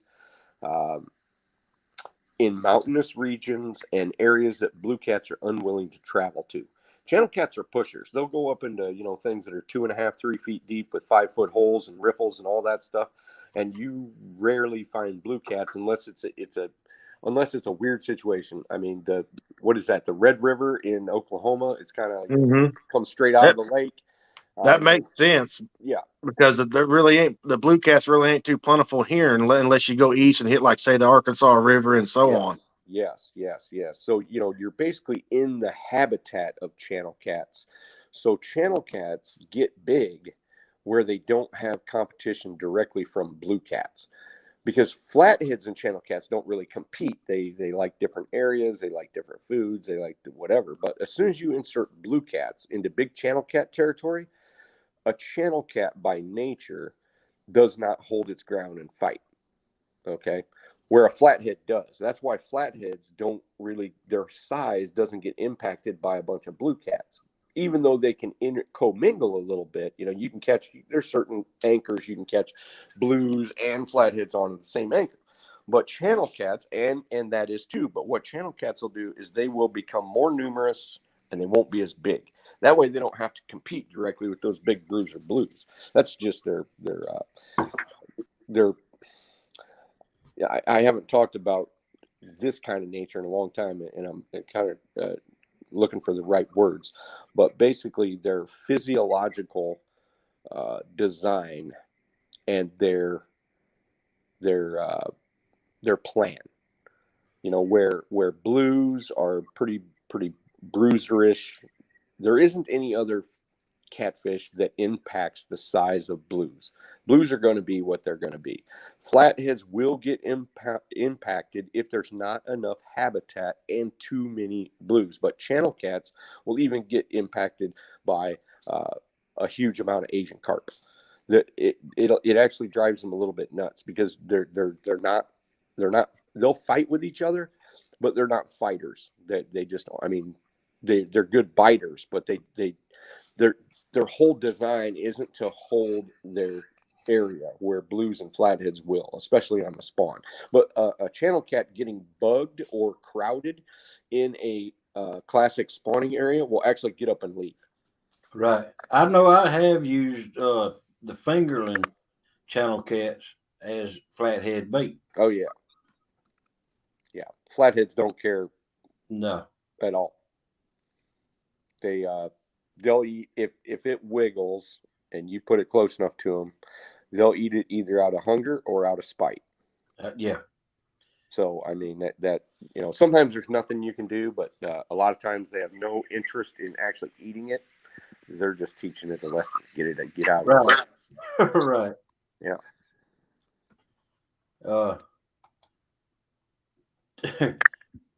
Tina has a question for you. Okay. Not about fish though. I have been shopping for the right overalls forever. Those straps look wide enough to drop while in the grinder. Brand recommendation, please. Well, looks like this is it's made by Key, and there's a farm store about 20 miles from my house by the name of Farm King, and I don't know where she lives, and I don't know where you get a hold of it. Maybe you could just search them on the internet. But yeah, these are pretty comfortable, and they're not all that expensive either. Because I'm about as hard on clothes as anybody. I got this shirt up that I got on. It ain't but a month old, and the whole bottom's about ripped off. Jody has a question. Okay. Howdy. I heard you say flatheads didn't have memory. Not really. So I've been marking, when I caught them, the time, the day, Mhm. the weight, all my catches, and then I've been catching them in a small channel, Okay. narrow channel. Yep. And I thought that was their routine. You know how deers have trails? I thought the flatheads had trails. They followed to feed. So that's not true, what I'm thinking? I would Or is it say just their what you're path? thinking is it is on base. But remember one thing. Mm-hmm. It is almost impossible to train a flathead to do anything. Okay. Yeah. So if you cannot influence its behavior by an external source, okay, Mm-hmm. it still has to have the right current, still has to have the right time of year, still has to have the right daylight, still has to have the right depth, still has to have the right all that. And catfish are giant sensory organs. So they're basically, how they know how to go places and do things isn't really a memory like we have, because they lack the cerebral cortex that we do. Okay. Mm-hmm. So scientifically speaking, lacking a cerebral cortex and the hemispheres of the brain, basically a brain stem. I'm not saying they're dumb as a snail, but they're not that far off. Yeah. So let's just say they are imprinted with generational memory. Generational memory is the fact that they've had millions of years of evolution. So a tiny flathead like this knows almost exactly what it's going to know by the time it's 70 pounds. Now, you will be able to condition them slightly. That means that if they let's just say they hung out in shallow water too long, Mm-hmm. they're going to move off that shallow water. But it doesn't Right. mean that they think, oh, I'm not getting paid off in the shallow water. And I feel it's more I feel uncomfortable and I'm not getting paid off. Now, Right. Mm-hmm. can you pay a flathead off to be kind of uncomfortable and kind of out of his his comfort zone? Yes, you Mm-hmm. can, if that's his goal at the time. If he's hungry, if it's the right time of year, stuff like that. So when you listen to me, don't think that I'm saying, well, these creatures are just so damn dumb. They, actually a snapping turtle is way smarter than a flathead. And snapping turtles are what we call dumb. I think they're beautifully designed. I think that they're one of the most awesome creatures ever to swim in fresh water because of what they do and how they react with things. And it doesn't matter which one I get. I could get one from 30 years ago and 50 years in the future. They're basically going to act the same. Right. Which lets me target them, and that's Mm-hmm. kind of the cool thing. Right. When you have pretty much ultimate confidence, I can drive over a bridge and see flatheads. I get excited. I'm like, there's flatheads Mm-hmm. there because I can see the current, I can see the way it sweeps, and you can kind of tell the depth because of the river, and you can see a bridge Yeah. abutment and blah blah blah. You're like, there's flatheads right there. I mean, I got when I went over the Ohio River in West Virginia, I got excited about flatheads there. Well, I never had the opportunity to fish it, but I know that on the Ohio, if you're going to catch flatheads that are giant, you better be fishing that kind of area. I mean, with any sort of consistency, and Mm-hmm. I could see it even back then, which Right. is cool because once a person acclimates themselves to what big fish prefer, the habitats that they prefer, the current and the depth and all that stuff, then it starts to get neat. Mm-hmm. Well, I need you to come to the Altamaha River with me and point the Right? flatheads out. Well, I've got a friend that fishes the Altamaha, so I have no doubt I could be on big flatheads in less than a day. Right. I have no doubt in you either. Yeah, on that one, I'd bet on myself for that. I mean, now I did go to the Potomac not too long ago, and we tried to find big blues in 3 hours, and we didn't do it. I threw P City Smitty's rod in the water, and we didn't catch anything but 25-pound fish. But Brian B just caught a 70 some in that same area we were looking at. Yep. Which I think is fantastic. Mm-hmm. And there's other guys that are not on YouTube that, other people know that they've been shipping me pictures of 60s, 70s, and 80s from the Potomac, and they're all downstream. Not necessarily, okay, not all of them. Some of them are going to be way upstream, but they're still hanging in that deeper water. And I was trying to tell these guys about when these blues are going to move off of that upper reach and then start to move down towards that tidal river. Same thing happens on the James. Can you read that question right there on the I screen? can't read hardly anything without my glasses on. Okay. Mm-hmm. Google says there are 18 species of catfish, all in the Percy Press Lake, along with all the bass and trout and gar, etc. How do you hunt only catfish? Okay. And Tina wants to know. First of all, there are only 3 species Mm-hmm. of true catfish. All the other ones, every single one is in the bullhead family and the madtum family. I could name them all for you. We don't have that kind of time. So let's just say, how do you specifically target? Are they talking about a lake? Yeah, she said lake. It's way more difficult than a lake than it is in a river, because let's face it, gar can be anywhere in a lake where they don't normally fish. We don't ever contact gar. Sean and I don't, because we fish some of the fastest water available. And if it's gar water, I want to move. Now, that's one way. If you notice where gar are hanging out in a lake, don't fish there. because the catfish don't love it either. I mean, I'm not saying that there's not a few gar and a few catfish mixed in, but as long as you can not land on a gar nest, you know what I'm saying? Like you get into an area or a backwater or whatever, and it's full of freaking 3 and 4 foot gar, you know, long nose, short nose, Florida gar, what doesn't matter what it is, Right. you best move. And if you're around white bass, that's fine. But I would generally in a lake look for kind of a shallower area that's very close to deep water. Right. Did that answer your question? Welcome in, Carl Shea. Shell. Carl.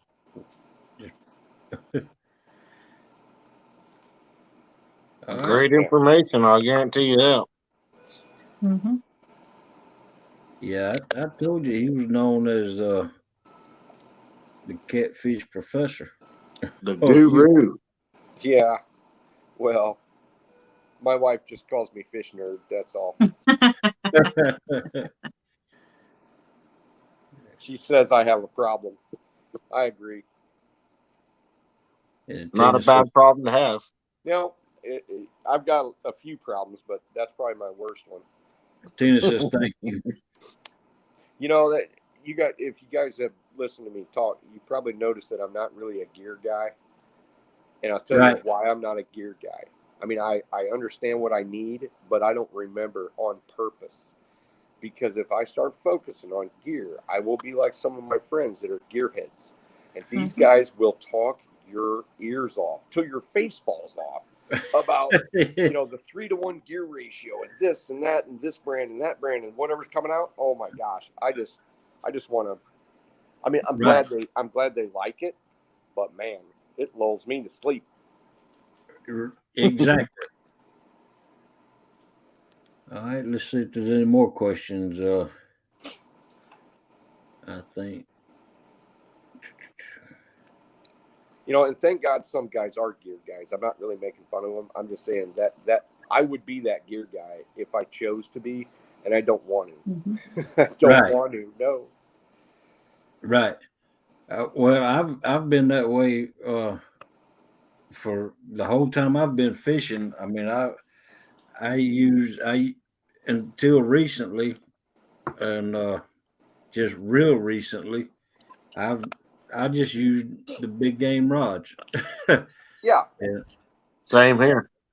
and You know what?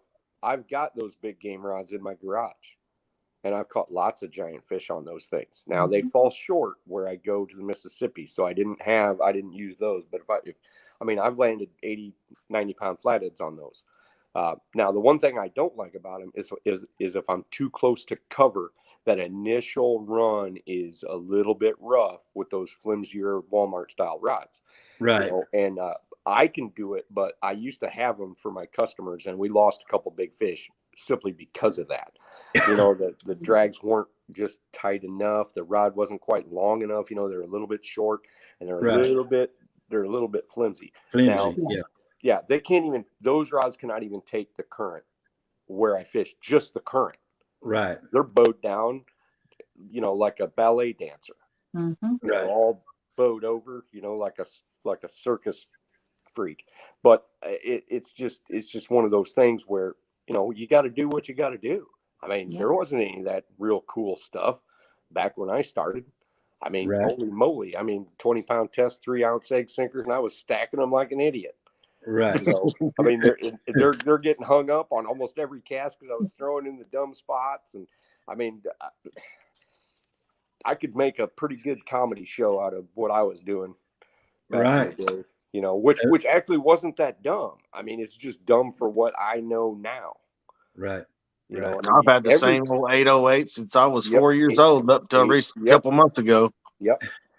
I caught my first 45-pound flathead on a Zebco 33 10-pound strim and a pistol grip rod that was one of those old style that came in Kmart. We don't even have any Kmarts anymore. That thing was No. about 6 foot long, Right. and you could have used it as a buggy whip. Yeah. Mm-hmm. I lost a lot of big fish on that too, but I mean, I did catch my first one because I was kind of in open water, thank God. But I still have some of them pistol grip Right. I bet. Me too. I finally ended up breaking them all. I break everything. Yep. All right. Let's Man, see. I used to be so excited about fishing. I'd get out of work at 5 o'clock on the dot, and I'd have all my stuff. I'd have all my baits all ready, and I would literally run from the house, basically open my door, and I never even stepped on the thing. I just jump in like Dukes of Hazzard, slam the door, and I'm driving away in a boat. That's what I do now. Yeah. Right? When I get off work on Thursday. Oh, yeah. Oh, I'm a lot slower now. I don't jump into the truck. I step into the truck. Yeah. Right.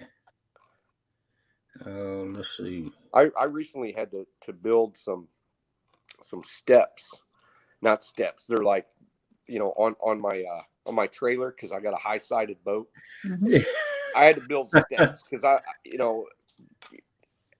even when I was 40, I just grabbed the gunnel like this and just launched right up in the boat.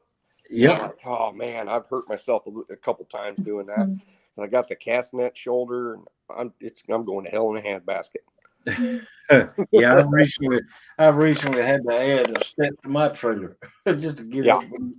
Yeah, and now I'm fixing to go to one of the most dangerous spot on the Mississippi River, and but luckily I'm a lot smarter now. You better be careful. Oh, I will. If you hadn't noticed, I'm pretty proud of living. Yeah. So We want to keep you that way, so be careful. There's only two things. You just got to make sure if you do hit a big rock, get to shore soon. And if you fall down, not out. Yeah. Right. Good advice. Yeah. Rule of thumb. Rule of thumb. That's always a good thing to remember. And never throw a 40-pound anchor in 80 foot of fast water without checking where that rope is. Because if it gets you, you're going. Yeah. The next question is, in your opinion, Epic, what would be the best flathead setup?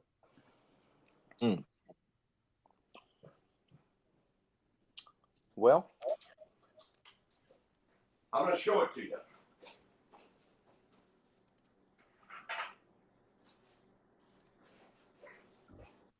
I know me and Joe going to want to see his I use a opinion. Carolina rig for everything, but I'm new. Oh, as far as a rig, I thought you was talking about rod and We want I'm to see sure it they all. was. Oh, we Okay, want to see it so- all. Who's Yeah. big So thing? this Hog one leg? happens to be the Mad Cats that Aaron sent me. Now, I have not targeted flatheads with this, but when I do, I know it's going to be just as good, if not better, of a rod, because I believe I can probably do double duty with this thing, because it's not as Got a heavy. medium heavy? It's probably a heavy. Yep, it's a heavy. But it's not so heavy like my big blue cat rods, where I can't lift it up out of the rod holder real nice and easy and feed a fish down if I have to, and then take the rod like this and do the classic hook set, which is more back and then up instead of just swung up like that. Right. I never even realized I do that until I started watching like film that I would do, and I'm like, and I can't explain it because a lot of people set the hook differently. But I have learned one thing to kind of step into it, away from it, back, and then up. And it does kind of help me slow down a little bit instead of, whooping up on them like that, especially. But for some reason, doing that drag back, especially when I'm fishing 20, 25 foot from the boat, 30 foot, which I do often with flatheads, but I don't hardly ever do with blues. And it's pretty rare for me to fish that close to the boat with channel cats even. So, Right.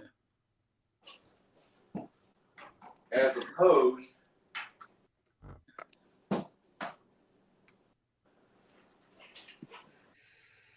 opposed to this monstrosity, which is what you guys see me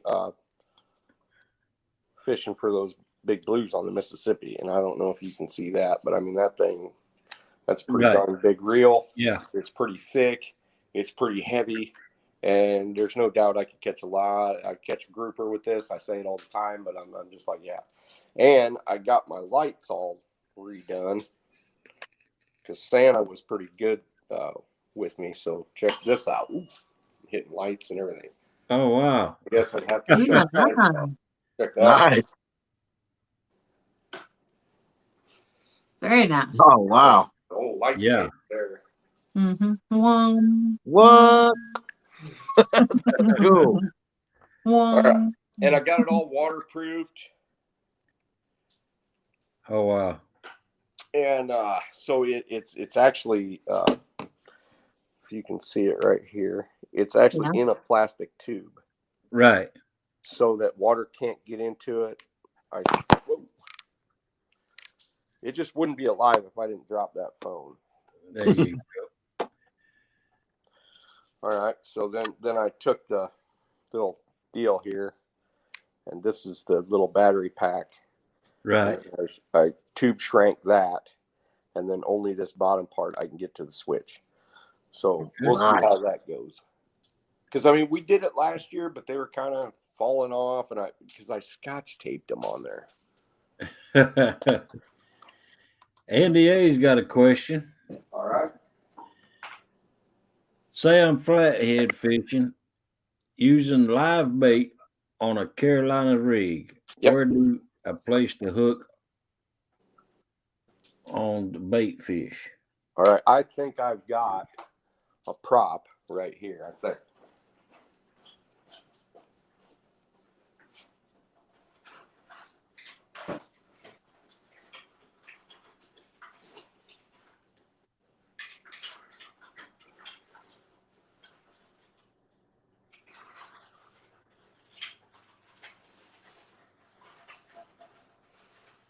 Hog leg, I'm gonna step on out.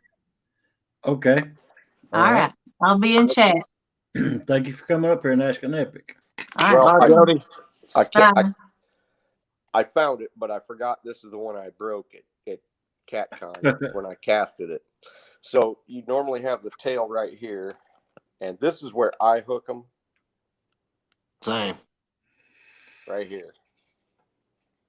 Well, it's not big enough to go through, but I'll hook them right here, right behind this dorsal fin, just high enough that I don't get into the spine or the lateral line. That's where I hook them. Yep. I mean, now if I'm in really fast current, sometimes I'll hook them right in the forehead right here. Just enough, right in that meaty part of the forehead. I don't hardly ever lip hook them, and there's guys that do, but I lose a lot of live baits somehow by lip hooking them. Even if I go underneath the jaw and out through the nostril, a live bait somehow gets that worked off and it's gone. And so I almost never hook the things, in amidst the dorsal fin. It's always either in front of it or behind it, right in here. Okay. Yeah. All right. So Texas got a question for you. Okay. Where are the best areas to find shad from the bank with a cast net on lakes? What are telltale signs to look for? Marinas and boat ramps. That's where I find them. On lake. Right. I mean, as far as a blanket answer, that's the best one. If you can throw the boat ramp itself, if there's not a bunch of boats coming in and out, you got some decent sun right there on just a flat of the concrete works pretty good. If you can walk out on, maybe they got a dock or whatever and throw around, that's pretty good. But you can also, if you got any bulrushes, you got any weeds, you got any reeds, you got any rocks, you got any, whatever, or sand flats, believe it or not, that's always a good place. Right. And, exactly right. It makes throwing a net harder, but it's always best if you're throwing into the wind, because that plankton's getting pushed up with the waves towards shore, and it starts to build up, and usually you'll find a lot of them there. And also, anywhere you can find a light on, like say you got a lake and you want to go catfishing the next day, if it's not too far from you, it's a pretty good idea to go there at night, throw underneath that light, and you'll catch all kinds of stuff. Right. Yes, sir. You know, I mean, and that's the name of the game. If you're going to be a catfisherman, you're going to go after them pretty darn hard. One of the things you want to do is you want to eliminate the time. You want to have as much time with your rods and baits in the water instead of trying to find bait. Right. So I mean that is one thing that I have worked my entire life to get a milk run of where I can get bait. You ask me any time of the year, where are you going to go get bait? I can tell you where I'm going to go get bait. Right. Right. You know, whether it's suckers this long, or whether it's white bass this big, or 50 bluegills in an hour. Right. I mean, yeah, I've got that all kind of worked out. Now I might have to travel to do it, but it's better to travel for a faster rate of being able to catch fish than it is to go to a local place that's not any good. And I see a lot of catfishermen do that because it's convenient and close, and they just haven't ranged out. I mean, one thing now with the advent of the phone, you can just pretty much see where you're at, wherever you're driving, and go, oh, there's a bridge right over there.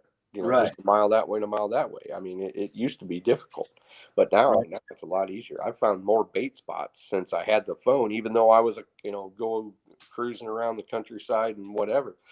But I found spots that I didn't even know existed that I can go to, where I can catch suckers, chubs, things like that, quillback, all the stuff that's legal for bait. And then I've got the bluegill situation worked out, and I'm lucky to have that. The canal that Sean fishes is just like a bluegill factory. Right. And I can skip locks. I can fish certain patterns, and I mean, shoot, when I was guiding, I'd have to spend one day a week and try to catch 500 bluegills, and most of the time I could do it without a cast net. That's rod and reel. I know it's different baits in different areas of the, Mm-hmm. but what is your go-to flathead bait? Oh, okay. So if it was a perfect world, I would actually choose live moon eye where I'm at. What's that? I would Moon actually choose live moon eye. Some places call them gold eye, and there is a gold eye and there is a moon eye, but they're really very similar fish, and it's not really even worth hashing the difference between a moon eye and a gold eye. But since it's not a perfect world, they don't stay alive very well. They are difficult to catch. So now I got to do my second choice. My second choice would be a white bass about this big, about 6-7 inches. Right. Now, that's not a perfect world either for me, because white bass, although they're legal, you have to catch them all on rod and reel, and they have to be within the creel limit. So I can only have like 10 in my boat at a time, blah, blah, blah. So that's out. Right. So now, if I had my third choice, it would be live shad. But we all know how difficult live shad are. Right. Even though I'm pretty good at it, it's still Getting difficult to find down here. Yeah, and they are with the Asian carp problem here too. Right. So now we are down to probably my fourth or fifth favorite bait, but they're easy to catch. They're easy to hold in a tank, and they're easy to use. They're really hardy, and that's bluegill and green sunfish. Yeah, that's what mine is. Yeah. Now, if I can get moon eye, sometimes moon eye outperforms green sunfish and bluegill 10-1. Sometimes cut moon eye outproduces live fish of any sort. It's basically, but for the average, time and time again, day in, day out on the water, being able to have a successful bait that I can get easily, keep alive easily, and present to the flatheads, it's going to have to be bluegill. Now, bullheads are good bait, except for sometimes they won't eat bullheads. They won't eat bullheads for months. And I'm throwing them in their face. I mean, it used to be that I didn't have a bunch of milk runs, that I didn't know where the big fish were, because I hadn't had enough days fishing. But after 25 years, I've been able to eliminate small fish spots. I've been able to eliminate spots that only hold fish at certain times, and I basically focus on spots that have fish for that period of time. They consistently have them, and they consistently have big fish. Right. So I've been able to do things like what's the best bait, or what's your favorite, or what's my opinion on best bait, pretty good. But if you'd asked me 25 years ago, I would have had to spit out about 10 different things, or I would have to pick one thing that I thought was the best, but I didn't take all those other things in consideration for a top 10 list. I mean, I could give you a top 20 bait if you wanted me to. Right. But and that's, once you get down to that many baits, it's more about location and feasibility than it is the bait itself. Now, if I could use cut skipjack anywhere up here, that would be high on my list. But we don't have too many cut skipjack up here. I mean, skipjack in general. Right. Same here. I've got to go way east even before I can even think there's even skipjack act. Yeah. Holy moly, it's already 20 after 3. It's 20 after 4 here. Yeah. But yeah, Andy A says, thanks for your time. Yeah. And your great information. I'm starting a weekly show sometime in the next few weeks. I've got to get my internet connection better than it is now before I do a planned weekly show. So yeah, we're going to have some pretty interesting topics, and we're going to take a look at some live donkey baits, and Right. interview some people. And I'm trying to figure out how to get some of the people that I know that are into big fish and are successful with fishing and have fished almost as long as I have, that are not on YouTube or TikTok or anything like that. I don't know how I'm going to do it, but I'm going to try. All right. And I'll be one of your followers. Awesome. It's going to be fun. Yes, sir. All right, guys. Thanks for having me on the show. It was appreciate the info, Epic. Yep, pretty interesting. Nice to meet you. Talk about. Yeah, glad to meet you too. Hey, thanks. I don't know who all's in chat, but okay. We got Tina. We got Melissa. We got Catfishing with Calls, Andy A, Tim Molina, Pontoon Jody, Pork Chop, and Melissa. Yeah, very cool. All right. Well, hey, thanks everybody. There's 31 people in chat right now. Nice. All right. I am going to sign off because I got to work tomorrow. And it's going to come early for this old Chucky and Annette. Yeah. Nice. All right. Thanks, guys. Have a good one, Epic. Yep. Take it easy. We have Solo Texan. All right. I think I just made a whole book. Doggone right. That man knows everything about catfishing.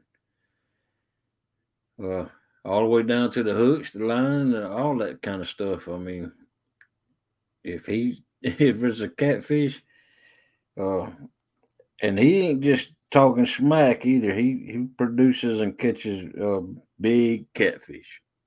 Right. That's kind of like my dad. I wish I knew half as much as what he forgot,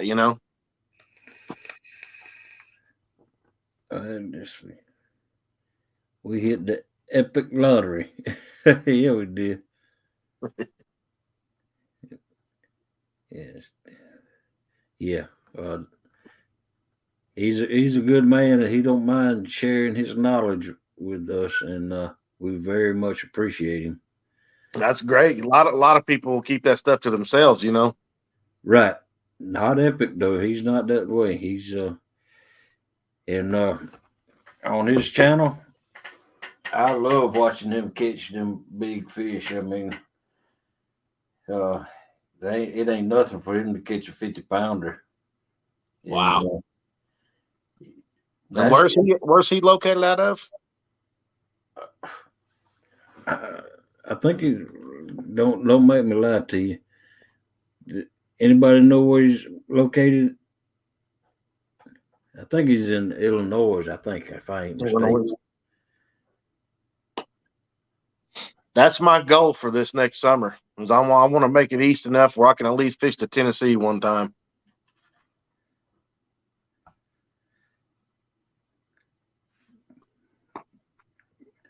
Nobody hadn't put it in yet. Illinois, yeah. Chucky says Illinois. Nice. Same place as Lance. He didn't eat them. Yeah, he goes out and every time he goes, he's looking for the monsters. No, I'm just looking for anything that'll bite. Good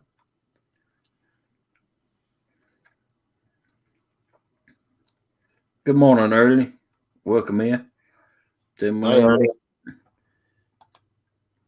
Molina says the board nest turned into a fishing show for a bit. Yep. But that's what this show's about. Talk about anything at all in here. From catfishing to what you had for supper last night.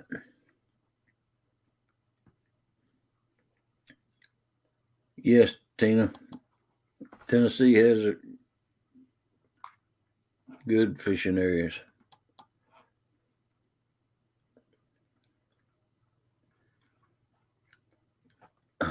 Yeah, Tina, that was an epic special guest.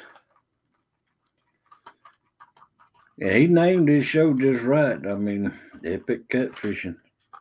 Right. But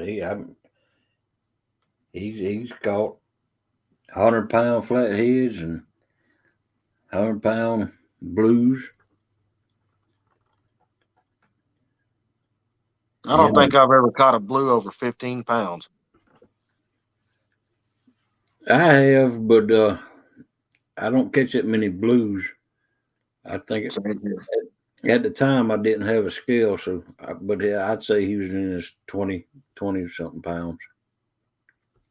Nice.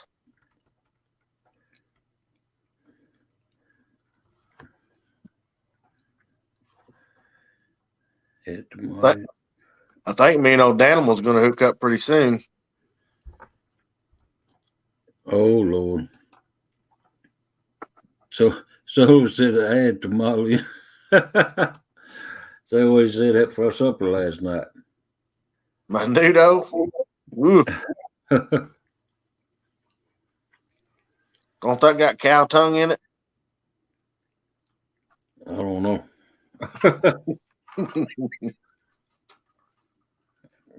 Never even seen that. Pesole. Oh, if you want to see a 80-pound, just check out Tim's Epics videos. They ain't, I don't think he got a video out there with a fish less than 80 pounds on it. Wow. Right. He speaks and sharing the knowledge at cat cons too. He was a special guest speaker at this recent cat con he had. And I believe he's going to be in Louisville, Kentucky too. I messed around and missed the one when they had it up here in Kansas City. That's about the closest they're ever going to get to me, probably. Yep. Welcome in, Tinkerbell.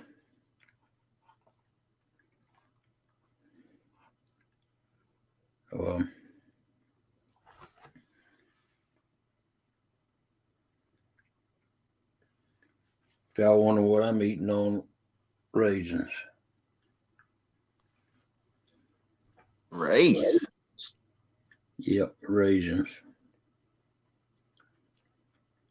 I'm eating on a Michelob Ultra.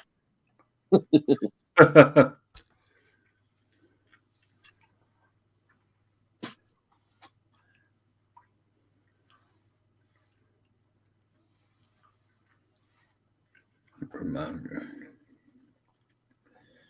Yeah, this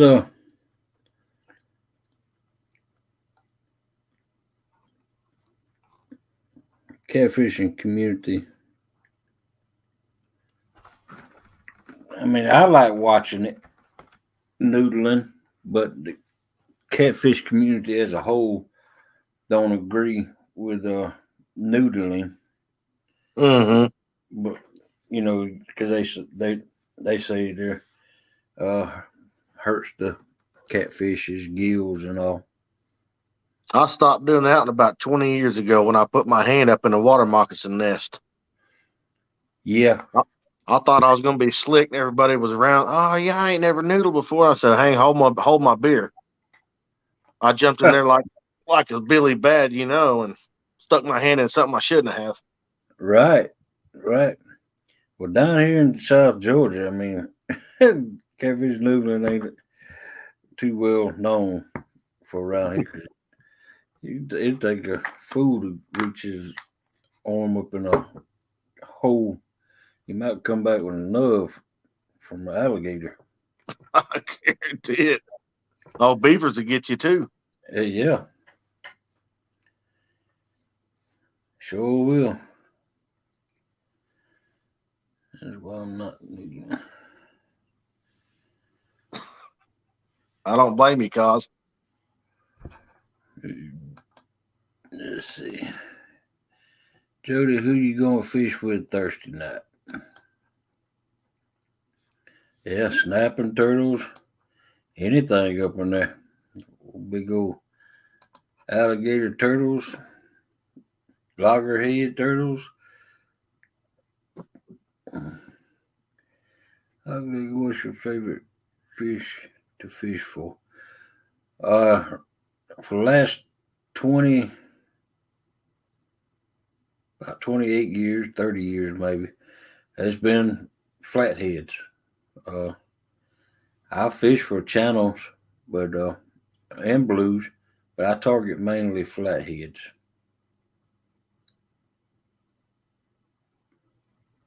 I used to be a bass fisherman. That was many moons ago, though. never been too good at that.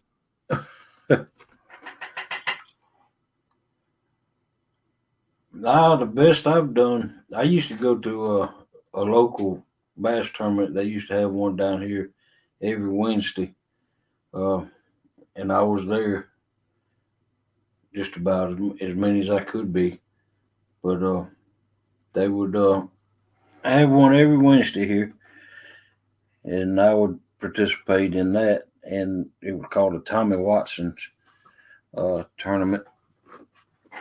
And they would have some bass tournaments. And I remember the main one was they used to fish was Buffalo Rock tournaments. And that's a Pepsi company down here. And there was I finished in that one. They would have over 200 boats, and the best Wow. I finished in that one was 31st. I got as a matter of fact, they gave plaques out. I don't know where the plaque is now, but a plaque with a bass on it, and it was about that big. And then made my entry fee back. Nice. The only tournament I ever been on was an online bank tournament for Channel Cat, and I actually won it. Oh wow! Yeah, that was about probably 5-6 months ago. Yeah, I just never really fished for bass too much. Well, I grew up in a family of six siblings, and there was 8 of us in a 2-bedroom house, so we fished for food a lot of times. Right, That's why I always targeted channel cats more than the big ones. right. Well, welcome in, Backwoods Misfit.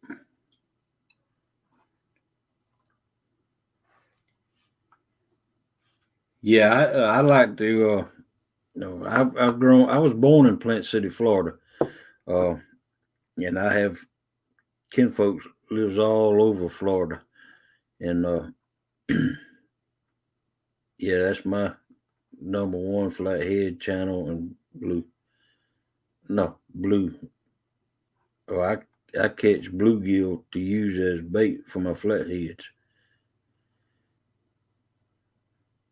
Okay. All right, That's what but I plan on doing tomorrow night.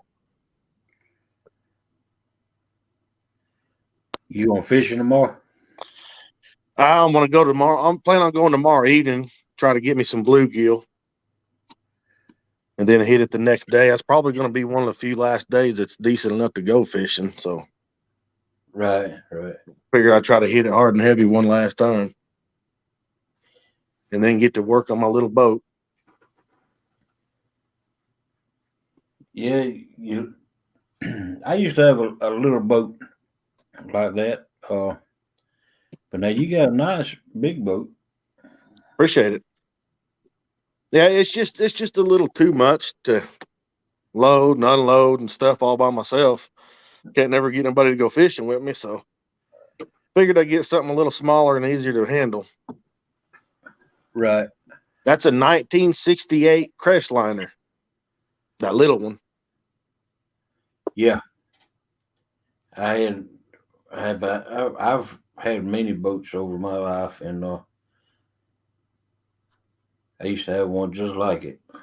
I've got a 1968 tri-hull boat right now that I'm using, and that's the perfect fish boat. I mean, uh, it's got a 5 foot beam and about 2.5 foot sides on it. And it's 15.5 foot long.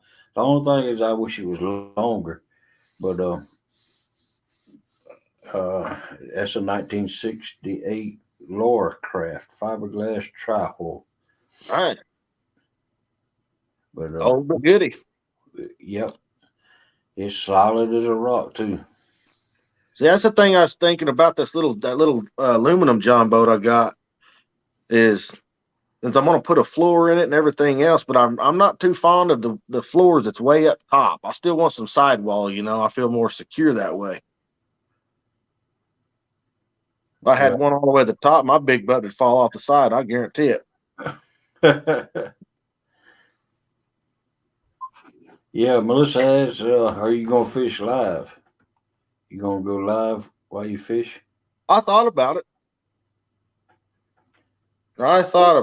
I'm just not too I don't really got a tripod or anything. It's like that Right. last video I put out. You should have seen where I had the phone set, and there were just a little bitty dirt mound that was surrounded by water. I had to walk through water just to put my phone over there on my bait box. But if I find a decent enough area to put my phone at, I'll probably go live. Right, that's good. Well, I'm gonna go live when I go fishing this time. If I got signal, that is. If I can find a place, I got signal. But I got to find a place that I can pull up to and just basically no steep slope or nothing like that. And Right. I mean, I'd love to go fishing in my boat again, but I don't think I'm ready to do that because even though I got a drive on trailer, sometimes I do get wet. My feet. Yeah. Mine's done winterized for the winter. I ain't gonna mess with it. Yeah. Well, What would you like to know, Jody? I'm all ears. I guess I can say I'll be 42 in a few weeks. I'm trying to get into fishing more often. he bought a push mower for Christmas. Yeah.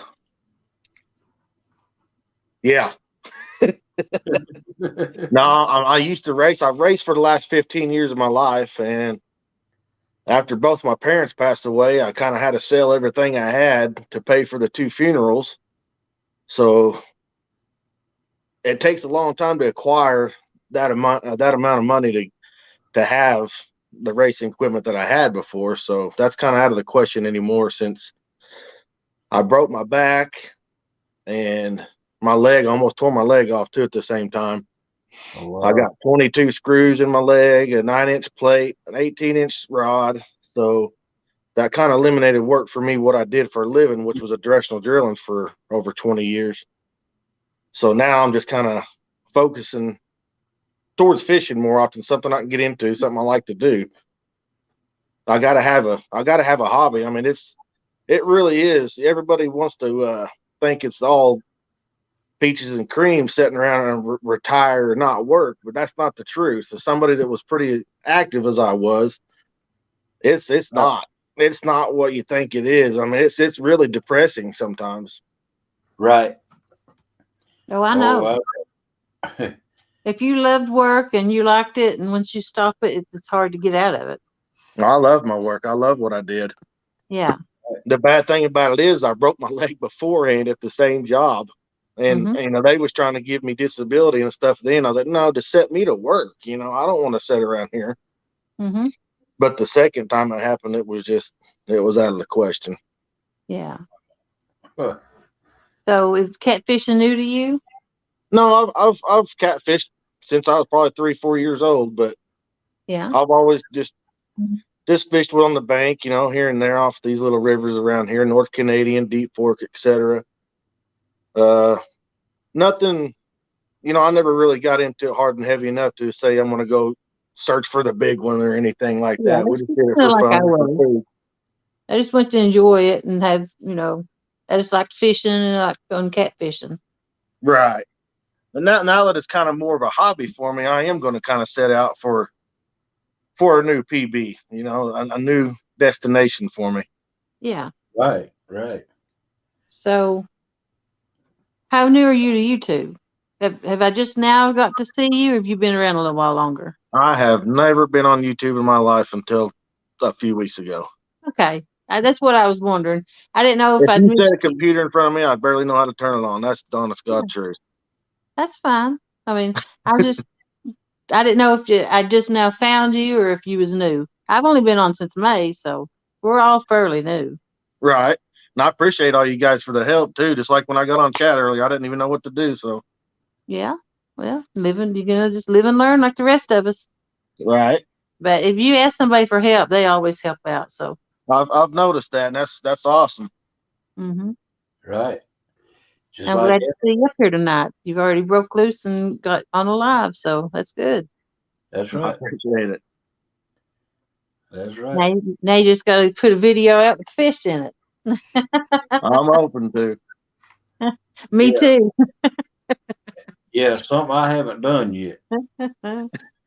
Of course, now me and Jody started around the same time, Yeah. and shortly after, I got cut. You know. Hmm. Thanks, Melissa.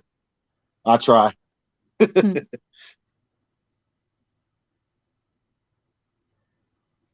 Well, if there's I, anything I can ever do for you, just let me know. I appreciate it. Same I'll, here. I'll try to Thank Hey, you. help you you know out how if I many can. little kids learned about the candy cane thanks to your video that I watched? I even had to show my in-laws when they came That'd over have for to be Christmas. Becca. That'd have That to be was cool. Becca. Yeah, that was Becca. Yeah. This is Yeah. I only catfish. She tells the stories. she's known in our community as the Flathead Queen. Hmm. Yeah. Okay. Her Gotcha. and LG Bass have a talk show every Hmm. Wednesday night, isn't it? You Yeah, say Wednesdays LG at Bass? 10. Yeah. Right. Okay.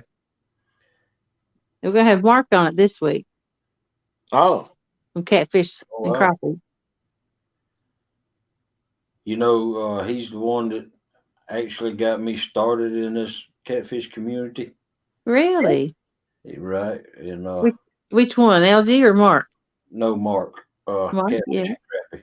Well, I'm sorry I confused you a while ago, Jody. I have it on chat and I didn't see you up there.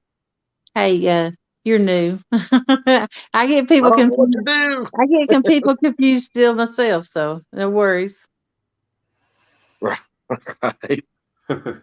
You won't hurt my feelings none. Takes a lot more than that to hurt my feelings. Morning, Chrissy. So how'd Mark get you in this hog leg? Of course, I was watching, Steve Douglas and uh, Fish Machine, uh, you know, Gene, the one that turns into Elmo, Yeah. And Richard Jean, the fishing machine. Richard Jane the Fish Machine, and then Chris Sodders. I got into it when I typed in fishing for flathead catfish, and Yeah. Chris Sodders was the first one that popped up on me, and he just happened to win that tournament Mm-hmm. and flathead tournament, and then so I went from there to Steve Douglas, Muddy Yeah. River, and then I went to Richard Jean and Fishing Machine, Yeah. and then I was up 1 or 2 o'clock in the morning, and I just typed in live catfishing, Mm-hmm. and then Mark popped up. Yeah. He was out on his boat and he's flathead fishing, and Mm-hmm. he just drawed me in with all that his The red red, lights. the Yep, red lights. Yep. lights. And Jeremy Tournament Cats was there, and Becca Mudtrank was in there, Yeah. and she was dropping links, and I just went from there and started clicking on all the links. The next one was Chunky, Oh yeah. and I just went from there. Yeah. I'm a big fan of Chunky. Yep, me too. Thanks, He's Andy. always he's always so nice and just full of spirit and happiness and puts on a good show and I Right, just like watching him. right. I almost had my handle name as Gene the Fishing Machine, but I seen that there was a few of them already out there. Mm-hmm. that's that's me with my name. My name is Steve, but there's so many Steves on YouTube in this fishing community. Steve Mike. You want an answer out of me? You better call me Hog Leg because I don't know what Steve you're talking to. Yeah. And here I am now, Yeah. hosting the Boar's Nest. There you are, all famous and everything. Yep. Yeet I yeet. went that far. I told Melissa tonight. Oh, I shouldn't say this. You're No. gonna get yourself in trouble. Yep. I'm going to go ahead and say it. I told Melissa tonight I feel like the rhinestone cowboy Yeah. getting cards and letters from people I don't even know. There Aw. you go. And I've been waiting on Rustic. I got his thing that he sent me, Mm-hmm. but I hadn't seen him yet tonight. And I don't think I'm going to show it until he pops in here. Did he not go fishing somewhere today? Am I dreaming? I've been gone. I've been gone a couple days, so Who? I'm behind. Who are you talking to? You did Rustic not go fishing with somebody? Yeah, he went with Danny Stone. Yeah. Yeah. Okay, so just the normal fishing. Right. Okay, Down on the Mississippi. Mississippi. That's one of my next places I'm planning on going. I'd love to fish there. Yeah. Well, I'm kind of scared of it, but we'll see. I agree, I would too. I would be too. That's Mhm. another thing I was going to tell you about myself too. I suffer from extreme anxiety. That's why I couldn't have my face on there earlier. I almost had a dang panic attack, honestly. That's fine. Don't do nothing you don't want to do. Right. Oh, I don't know what I never had this anxiety until I lost my job because of my leg and everything. Mm-hmm. Right. I used to think that stuff was all in your head No. No. until the person actually gets it, you know. Mm-hmm. It took me a while to get over it. To go on screen. Well, the more you do it, the easier it gets, though. So, like I Right. said, don't do it till you're ready. You're fine the There way you you go. are.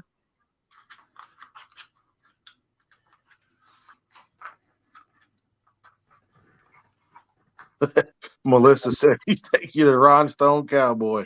Mhm.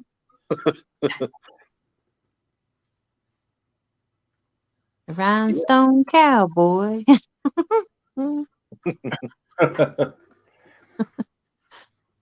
Yeah, I can't help it. These people have been so good to me, and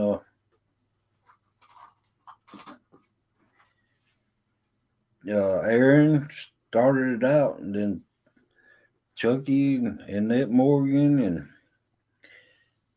Uncle Lou, I guess, sent me that other rod, and then Rustic sent me a sign from Branson, and man, it's just amazing. I love this community.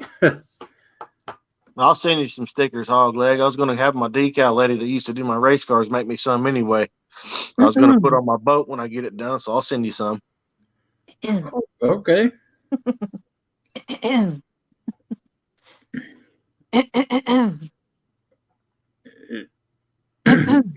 You got I'm frog? waiting.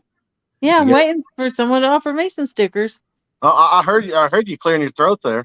Uh-huh. If you'd like some, I would sure be glad to send you some. I sure do want some. When I get them, I'll put my link on, or my email up there for you guys. 10-4. Okay. Roger What that. What kind of racing you used to do? So, well, Hog Leg, I've done it almost everything on racing. I've raced karts, mini sprints, super mods, sport mods, stock cars. How I've done a how lot of that was stuff. If you look on one of my videos, that's a picture. That video there is me winning the mini sprint nationals in 2009, about 3 months after my mom passed away. Wow. I actually had that car for sale, and the guy left and went all the way to Arkansas and was coming back with the money. He already left me. I'm sorry. He already left me the money. He had to go get his trailer. And my mom said, "You better not sell that car. So I'm going to get well enough to come watch you race again." Wow. So I didn't sell the car. The guy showed up because I didn't have his phone number. He showed up and I said, "Sir, I'm sorry. I had to give him $200 for gas just because I felt bad." And I didn't sell the Wow. car. In 3 months, a month later, she passed away. And 3 months later, I won the nationals. Wow. Congratulations. Yeah, Thank you. I was a dirt dauber from age 16 to 25. I started out, just knock the windows out, put a roll cage in, and go. That's the way it used to be. Unfortunately, it's not that way anymore at all. Right. And then, of course, now this has been many, many moons ago. Mm-hmm. Because I'm 55 now, and I gave it up. I gave racing and drinking up when I was age 25. Hmm. And but I went from that start, and my dad got me into it. I said I went to races one time with him, and I said, "Oh, I can do that."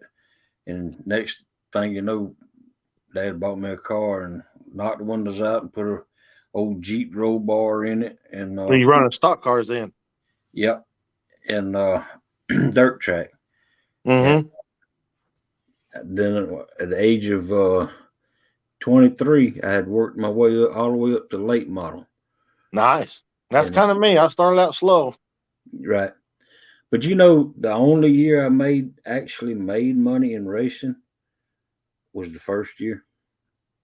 Really. Right. I won what was that in 2009? I think that was a $2,500 purse for the Nationals win. Plus, I got a $1,500 certificate for a new chassis through Lightning Chassis is what it was. Right.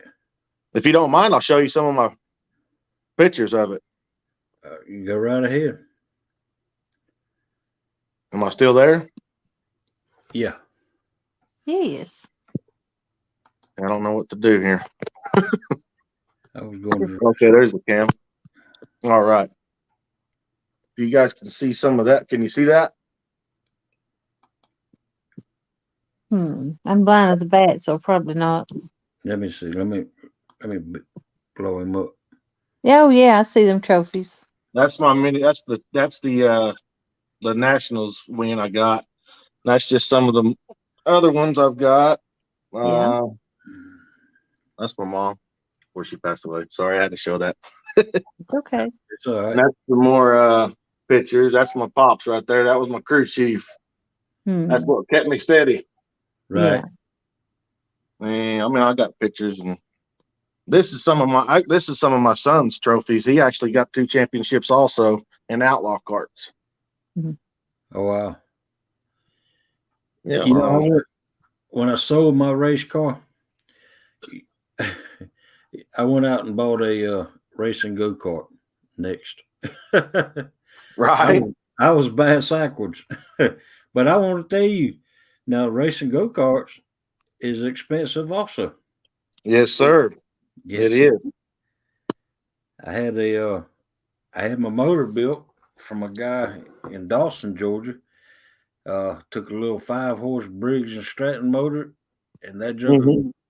putting out about 50 horsepower. Oh yeah. People don't realize that them little things can get that fast and that much horsepower out of a 5 horsepower motor.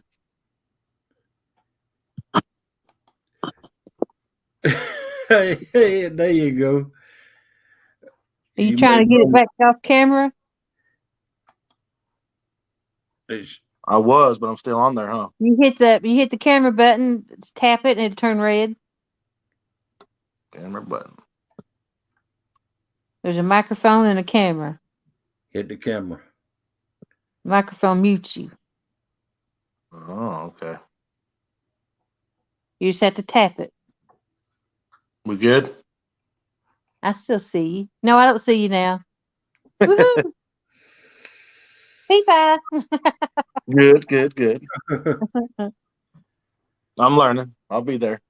Yeah. And if you're ever behind camera and say you need to be quiet a minute, like say you're eating something, then you hit mute, and no one knows it because they can't see and then they can't hear you either. Where is mute? Camera It's and right mic beside options. camera. It'll say was, mic. was that meant to be a hint, Jody? You're learning my tricks. I got you.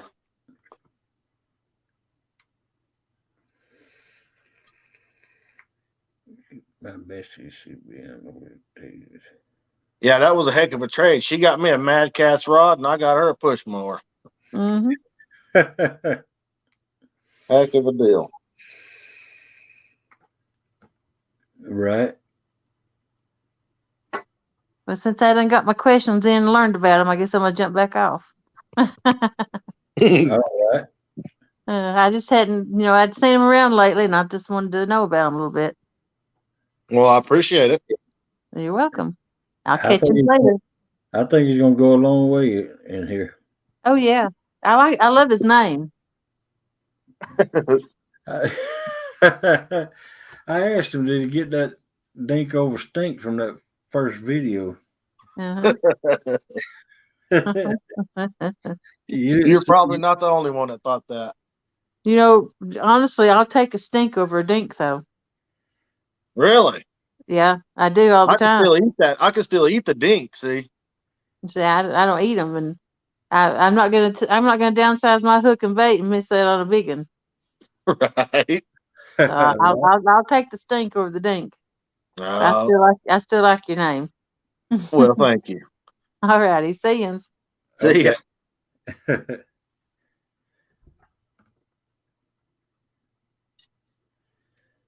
Yeah, pretty much anything under 5 pounds. If I don't got nothing in the freezer, I'll keep. Anything over 5 or 10 pounds, it just gets too tough and gamey for my liking. I keep anything up to 20 pounds. Yeah. You got if you cut the bloodline and Mm-hmm. fat meat out of it, the yellow meat, the fat is what I call the fat meat. And Yeah. if you cut the bloodline out, they taste just the same. So I therefore, I usually keep like to soak them bigger ones in some like salt water or something. yeah in brine. Yep. But I keep them all the way up to. It depends on if I'm going to have a fish fry or not. Right. You know, you can feed a lot of people off of 20-pound catfish.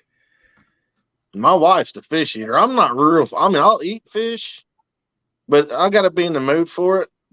My wife, man, she'll eat fish every day if you let her. She was mad at me when I didn't keep them other ones I caught the other day. I said, "Dang, babe." Well, you see, in my house, it's just opposite. I'm the fish eater, and Melissa, she won't eat fish unless it's a fish stick. Now she'll eat fish sticks. That's like people that'll eat tomatoes but not ketchup.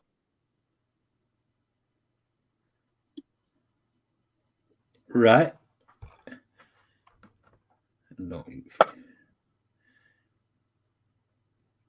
Now she will go to Long John Silver's and eat that fish. I like Long John Silver's.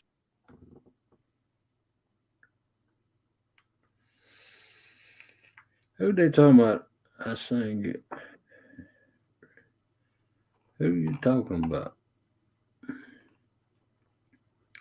Oh, right. Dilrce. You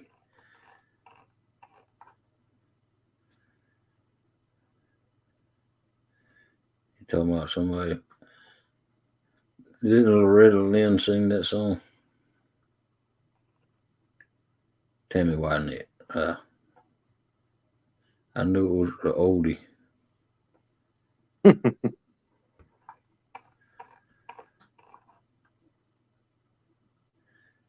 When I said about Nick,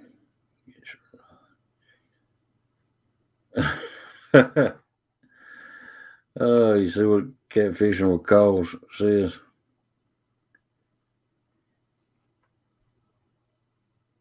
That's what I said about Dink. He gets the rod, she gets more. That spells divorce to me.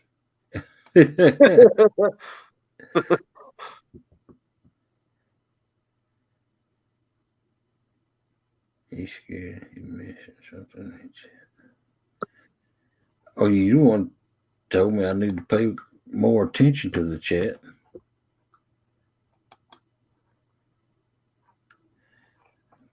Now, which is it, Melissa?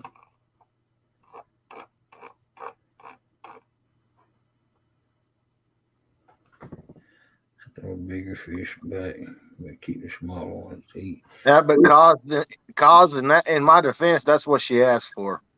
That's right. She really we've got 8 acres, and I usually keep about 7 of it cut with the brush hog or with the zero turn. But in the front yard where we got stuff not fenced in, she likes to mow that and keep it a little bit extra pretty and bag it. Plus, she likes the suntan and a little bit of exercise. So Right. she's an opticianist, so she don't get to move around a whole bunch at work. So she likes to do what she can when she can.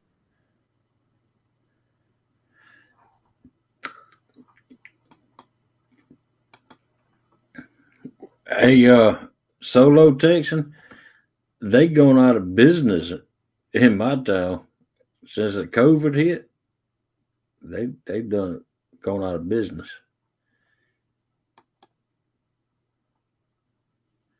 But we do have Captain D's, and to me, their fish is soggy. You're good, guys.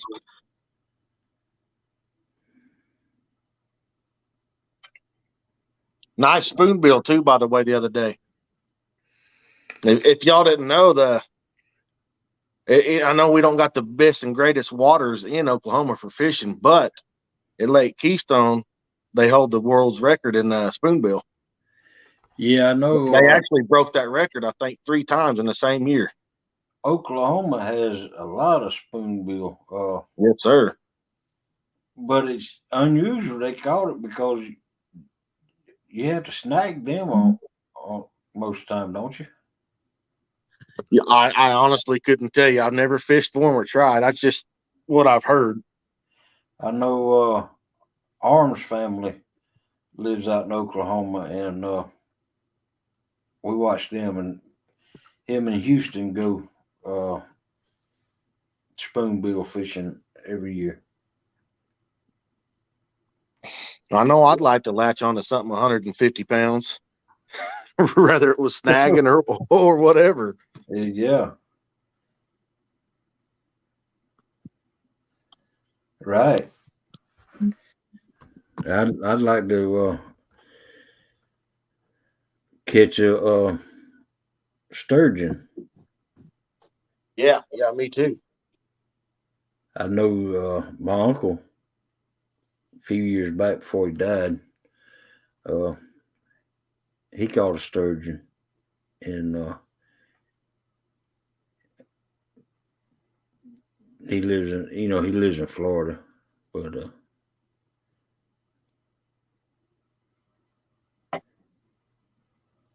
Wait.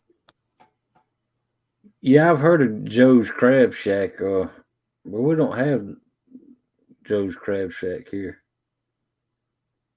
But yeah, I can imagine they're pricey.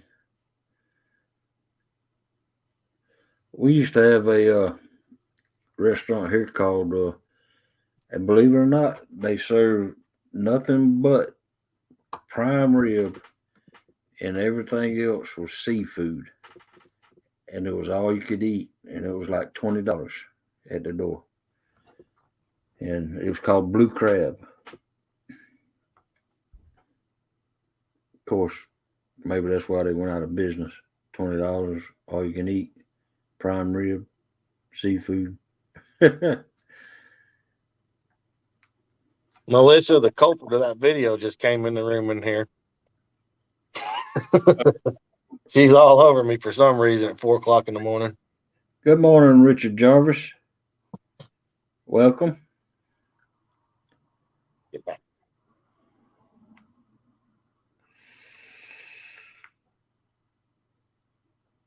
You ever heard of Grand Lake, hog leg?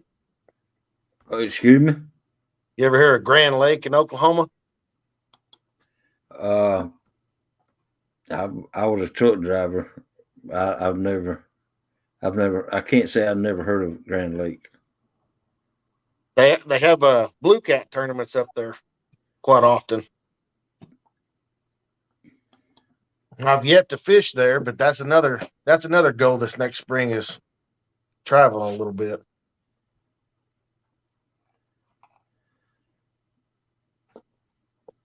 Yeah, Deadpool. I'd love to go sturgeon fishing.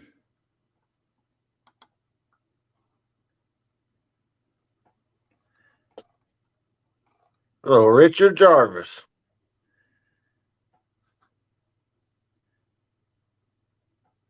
Telling him I got family named Richard Jarvis earlier. Oh wow.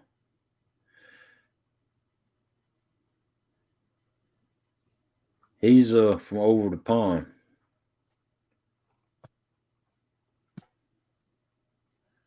He's across the water.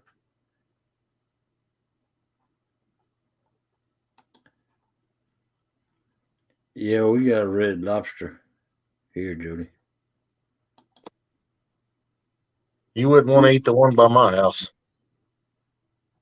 They serve you cold food. Oh wow.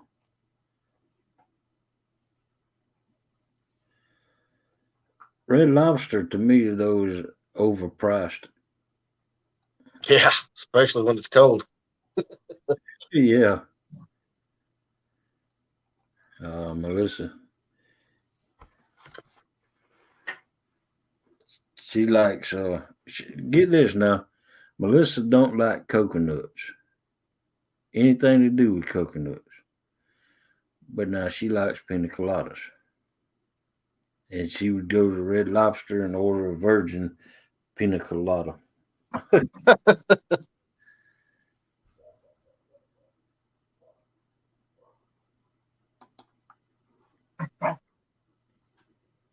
Yeah, I guess so. Well, I imagine that because my uncle, he did keep his. Uh, as a matter of fact, I didn't want to say anything because I didn't know if he was supposed to keep it or not. But it was pretty good.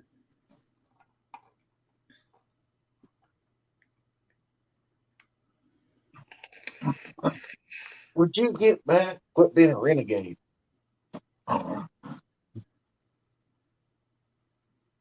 Get out of here. Yeah, Solo, I'm with you right there. You get to eat a little bit of everything. Try out what you want.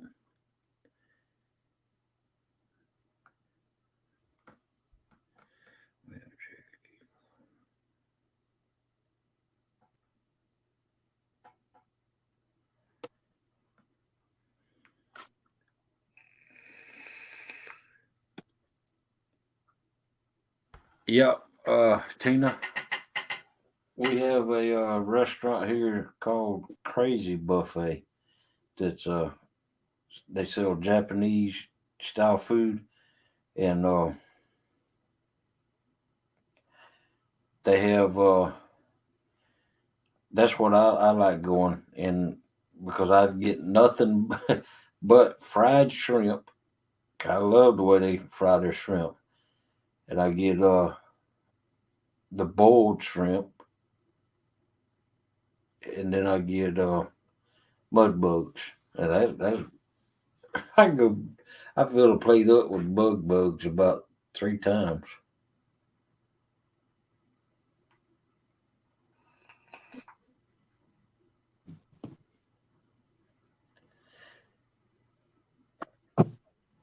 Yep, Melissa. My grandparents are Cherokee. Same here. My grandparents are Seminole. Were Seminole.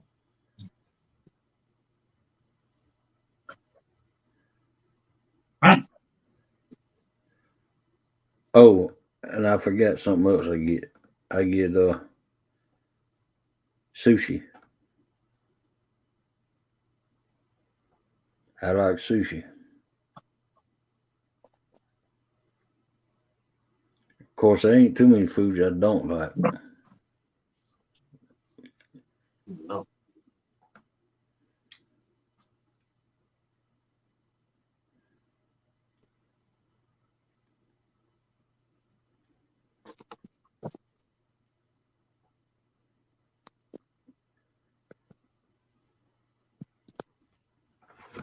You bet. Well, I guess I'm gonna jump off here and get this dog taken out of sight. She won't leave me alone. All right, man. Well, have a good one. Thank you for coming up on my panel. You bet. Thanks for having me. Appreciate all the information and everything I learned today on your channel. All right. And anytime you feel like coming up here, come on up here. I'm always up for the. Always looking for a guest or a co-host, whatever they're called. All right, will do. I appreciate the offer. All right. Y'all have a good one. Good night, everybody. All right. Take it easy. Yeah. Wow. Man, I wish I could make me smaller. Oh,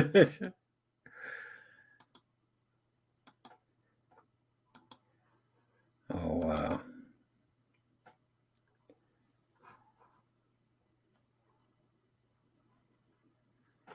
Take care.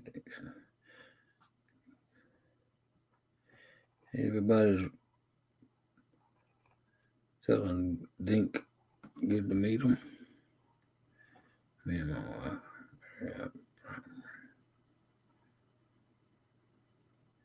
Yeah, I like them all you can eat crab leg deals. You know, years ago, Red Lobster used to have all you could eat crab legs.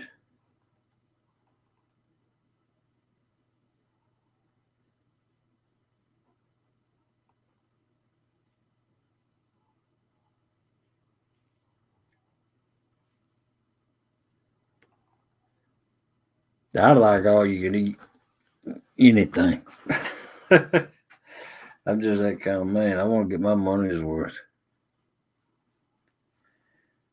Of course, me and Melissa, we haven't gone out to eat in since the pandemic. We went out and got Burger King one time since the COVID hit, since the pandemic hit.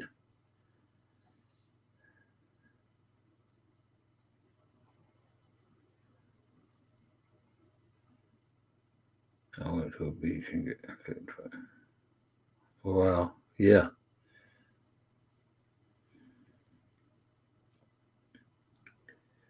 Okay.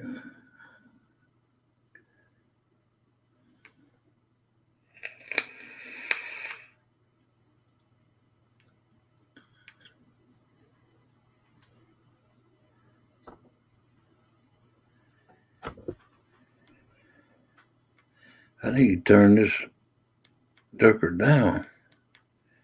It's going crazy with that new burner in it. No crab legs for me. That's right.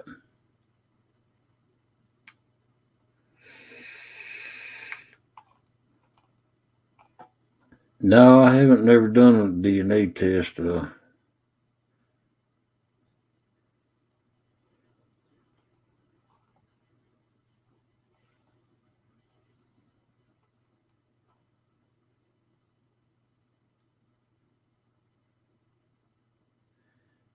Oh yeah, we're one big happy family here in the Boar's nest.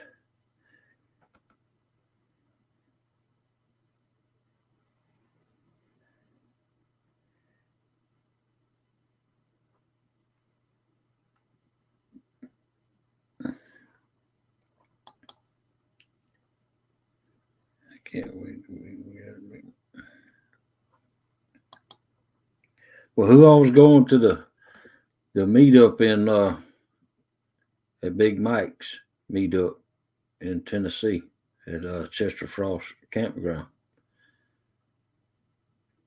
I know me and Melissa's going. Welcome in, Small Waters.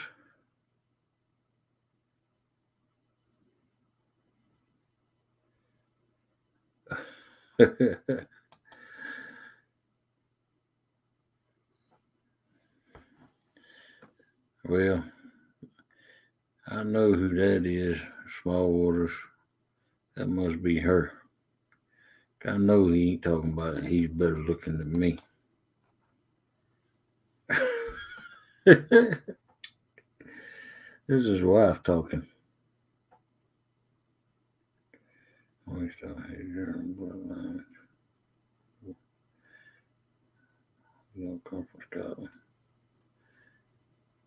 Huh.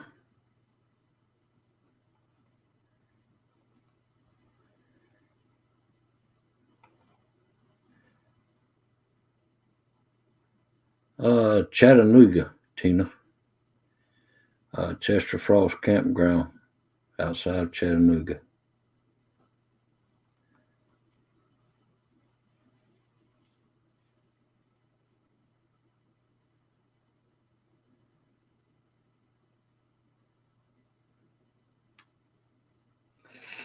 Yeah, who did Zodi ever say that she was having fish with her Thursday night? Is it gonna be you again, Calls?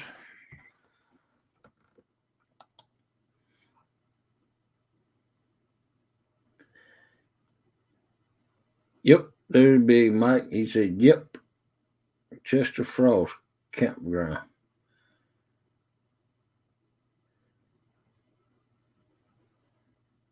Yeah, the meetup, Calls.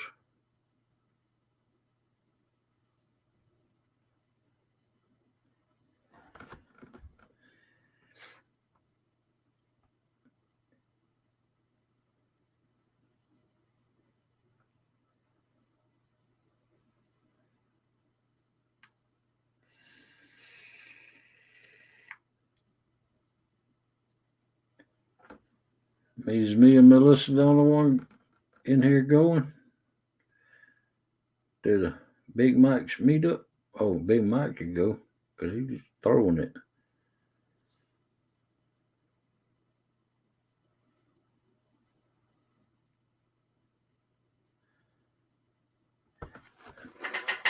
You headed back out to fish, Big Mike, or you out there now, or?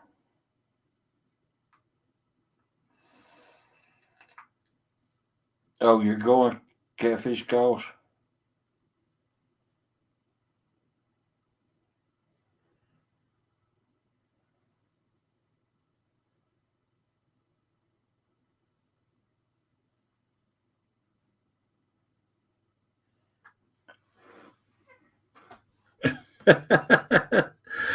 Ernie.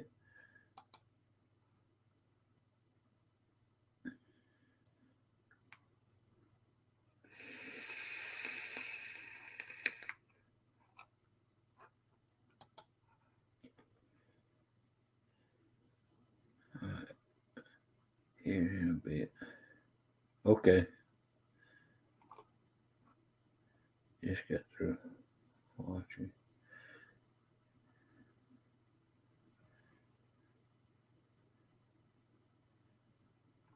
Okay, Mike.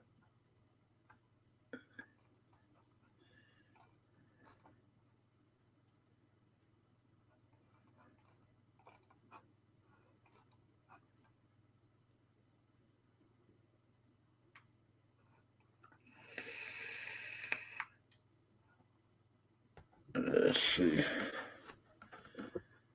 Let me go back.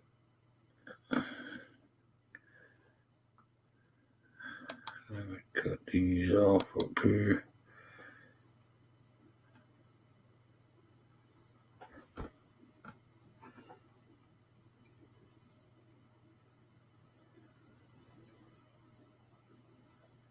Get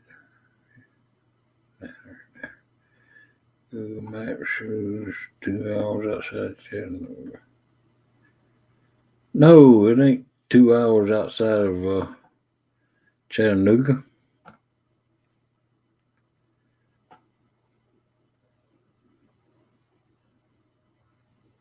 Oh, okay. It says y'all are outside 2 hours outside Chattanooga.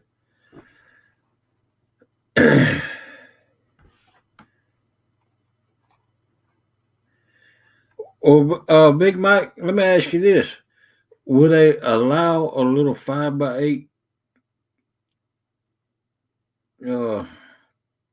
trailer in the tent area? Do you think they will allow that?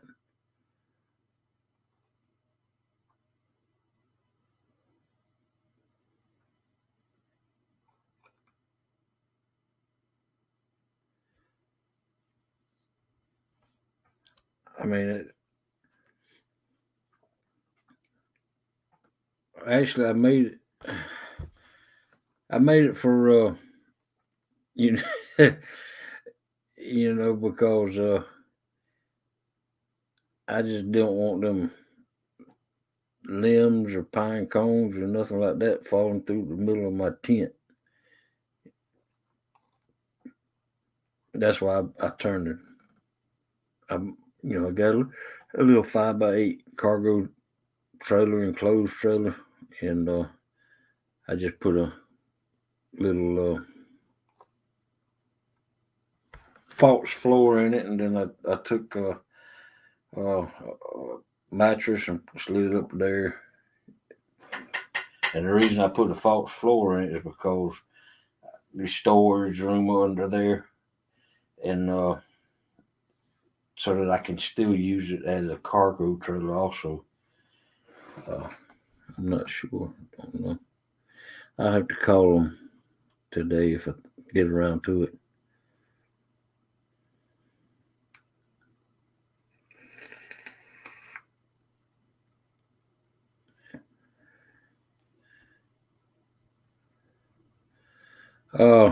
May 14th and 15th. So it's about 4 months away.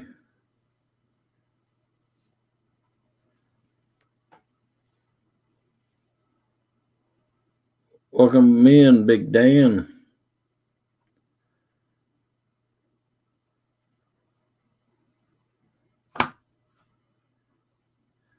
5th and 6th.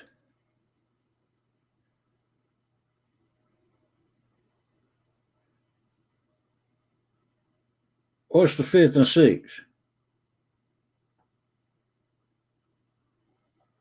The meetup ain't the 5th and 6th. Calls? Oh, I took it back.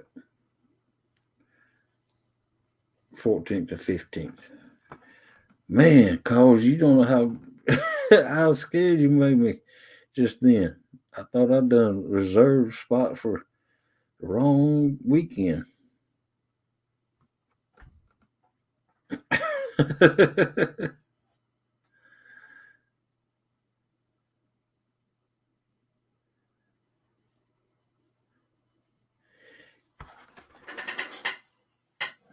Yeah, that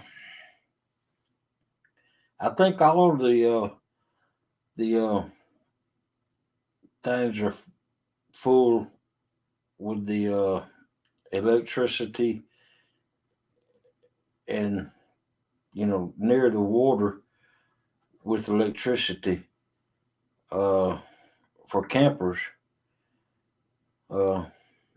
If that's why I was asking you, did would they allow a little trailer like that over there, Big Mike? If not, I guess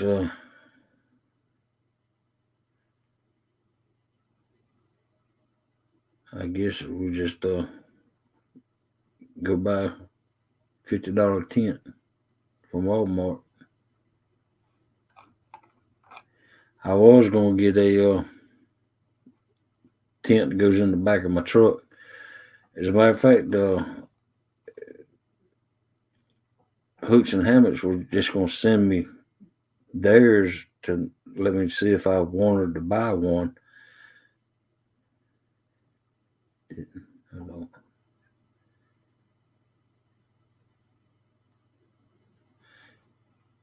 I don't see why they would. Yeah, I mean, it ain't no bigger. I mean, there's tents bigger than 5x8s.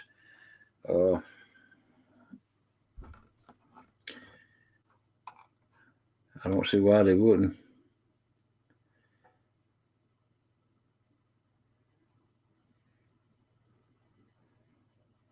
Yeah, you have to have a tent.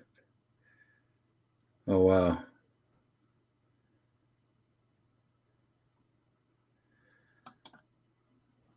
Well, let me ask you this. If I just go buy a $10 tent from Walmart and set it up, we can sleep in the little trailer, right? There's always a way around.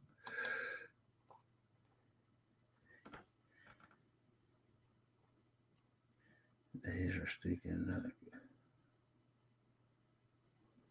Yeah.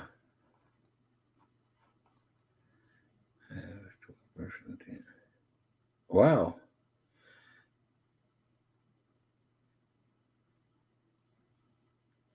Wow. That's a big tent.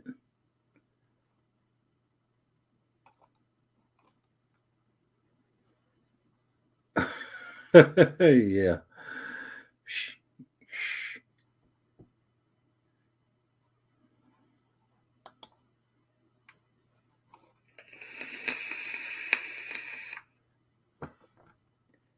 Me and my wife use it. Well, that.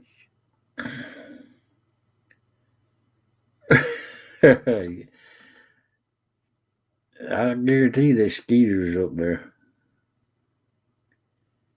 Oh,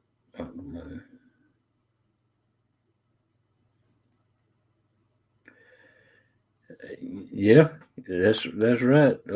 Solo. I'd be willing to pay that extra money because it's right on the water and it's close to Big Mike, and because I was going to pay it the little extra they were going to charge me for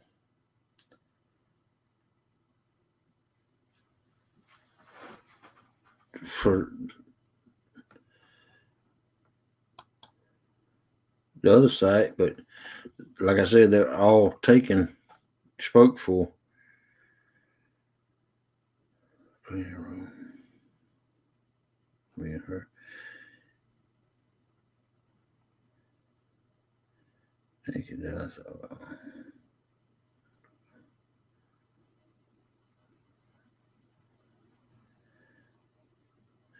Now the gnats. Now I don't know if they got gnats or not because I've always heard north of Macon they don't have gnats.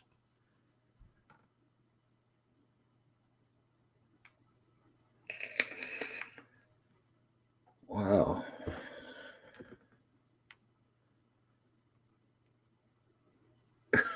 Yeah.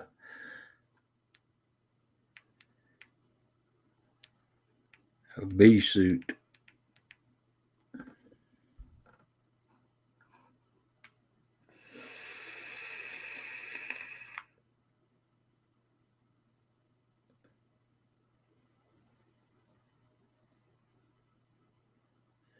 Yeah. Well,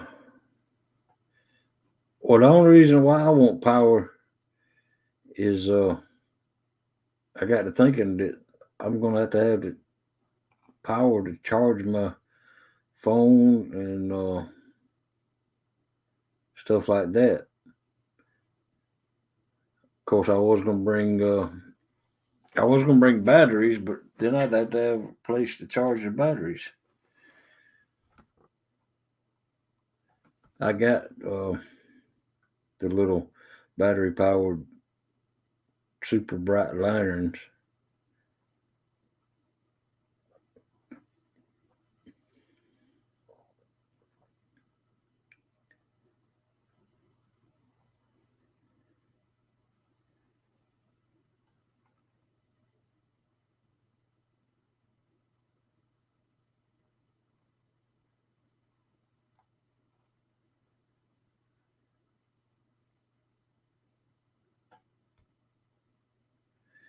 That's good. Mosquitoes aren't bad there. Of course, and I don't know what it is about me, but mosquitoes don't affect me. They won't even bite me. I've been out hog hunting before, and uh, I could just it's like I could I'd almost have to have windshield wipers, and they don't seem to bite me. Now every once in a while, one will bite me, but mosquitoes don't seem to bite me.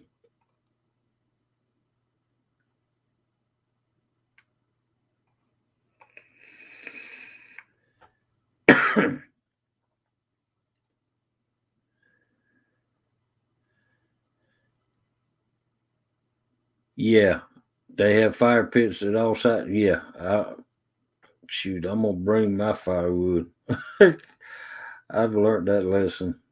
It's cheaper to bring your own firewood than buy it from them campgrounds and places around them campgrounds.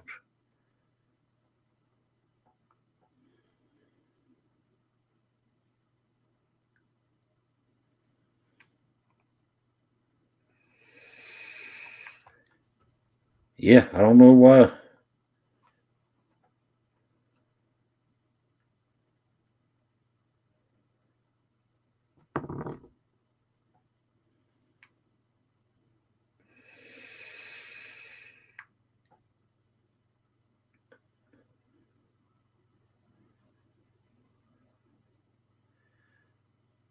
Good morning, Carolina Real Screamers. Welcome in. We talking about the meetup Big Mike's having. Are y'all gonna make it?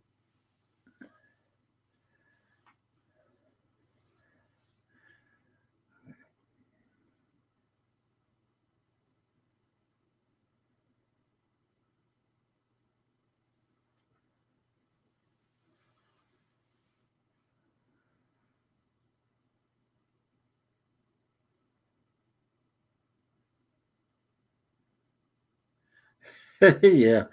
Well, this is as you gonna run tree to tree and take cover and hide behind those trees, Big Mike.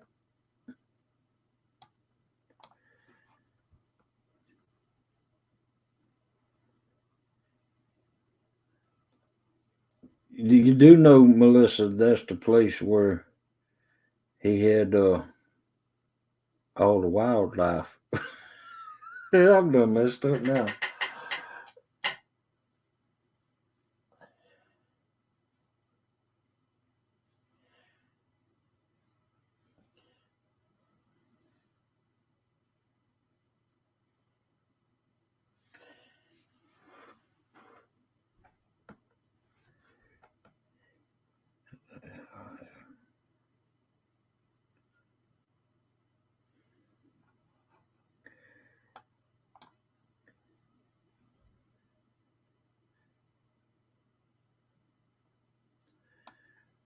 They got bars up there too, Melissa. What you think about that? Or black bars.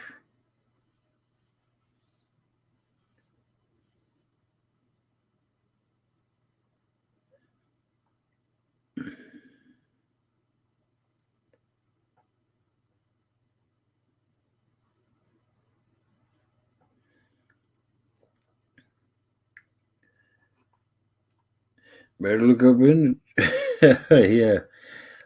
Watch out for doo doo. Yeah. Bars.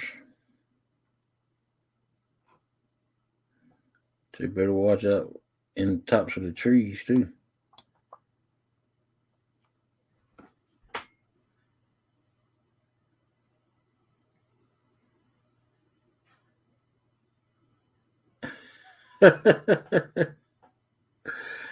Oh man.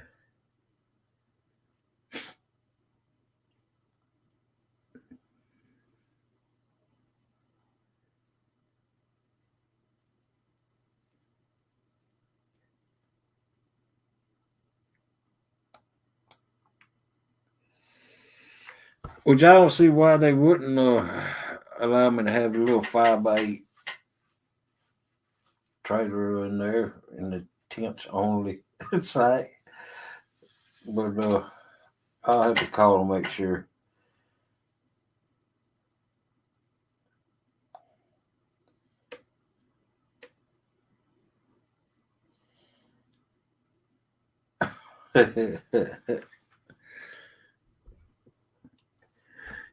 No, you don't have to worry about birds.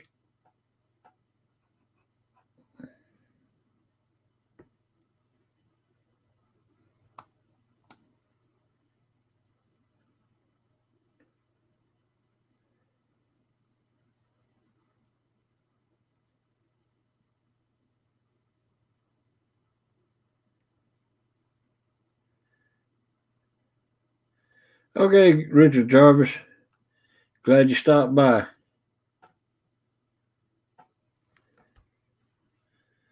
Wow, we still have 30 people up in here.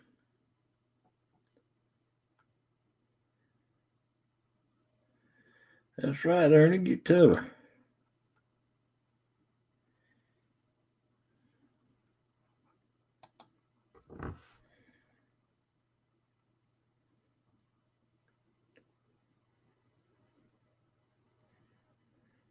Yeah, that's what I was thinking about.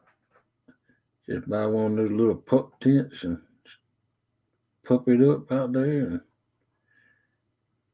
sleep in the trailer.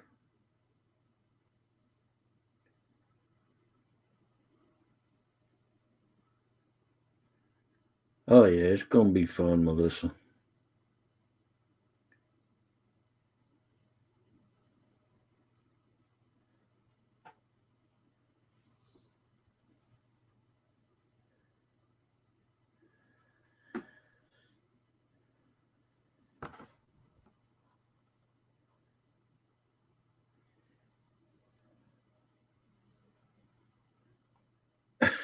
Put marshmallows between toes.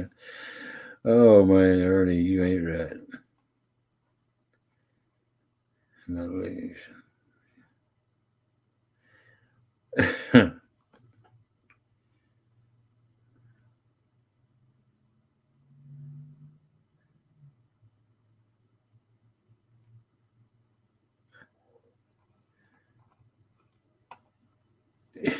You can outrun. I don't know now. You talk about me getting ate up.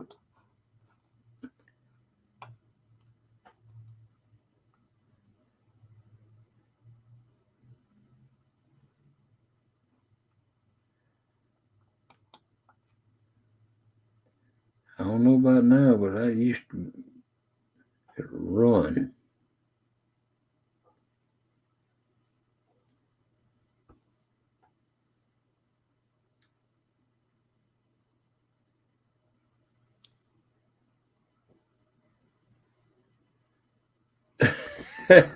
Chucky.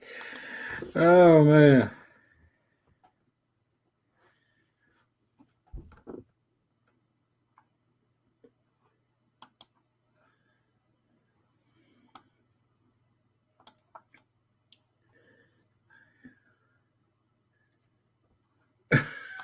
Hey, yeah, right, cause it'd probably be more like me rolling now.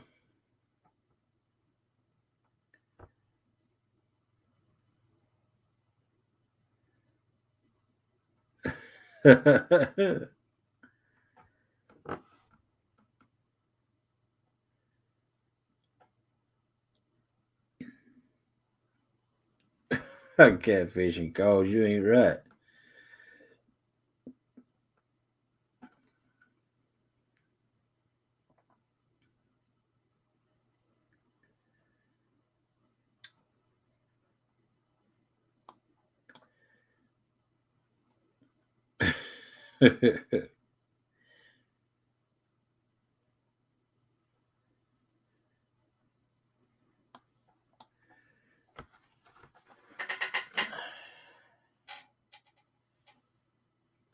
Never claimed to be.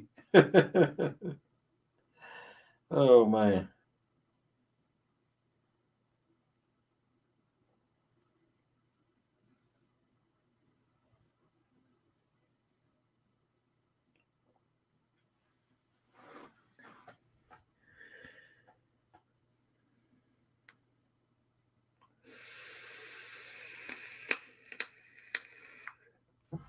See, I don't mind being up here by myself as long as y'all carry the chat on like you have been.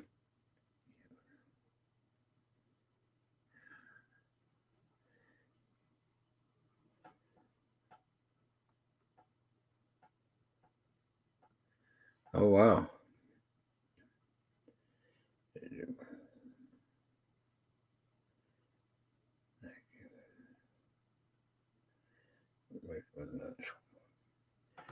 Oh, you're welcome. If I've made it. I don't claim to make your night. Y'all make my night. Believe me. The more the chat goes, the easier it is being up here by myself because I can, believe it or not, I lean on y'all because I don't know what to talk about until y'all get me started. Then,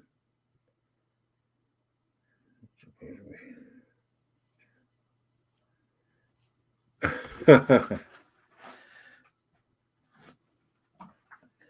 guess I need to. Whew.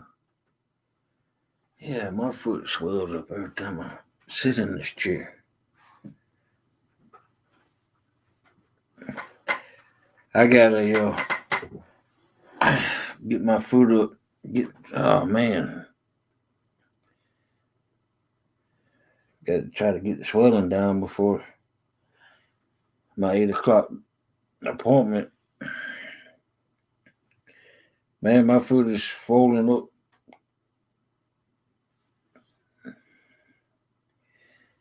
Big time.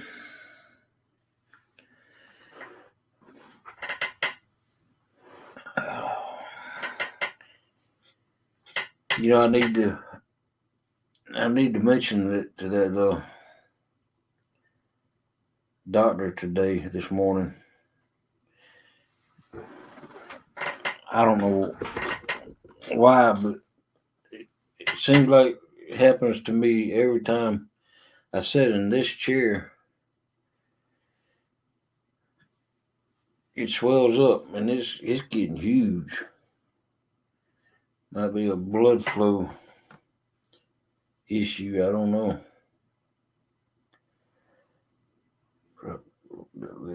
Put some ice on it. Okay. Yeah, I would. Well, you know how it is. When I prop it up every time, I have to sit way back in the chair, and you know me, I like to lean on my desk.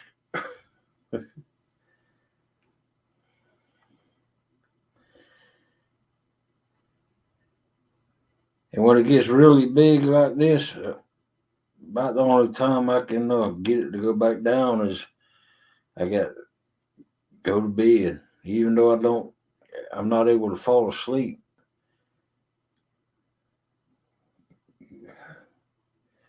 Yeah, I got it propped up on that huge pillow now.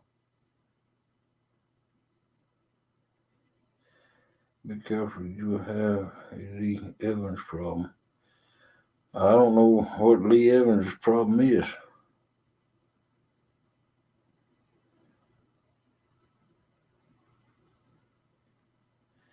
Yeah, that's exactly right.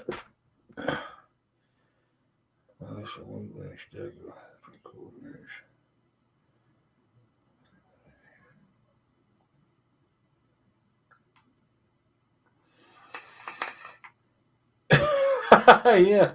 Oh man. I seen him when he broke that chair that day. Man, he went to holler 911. That was so funny. Oh man.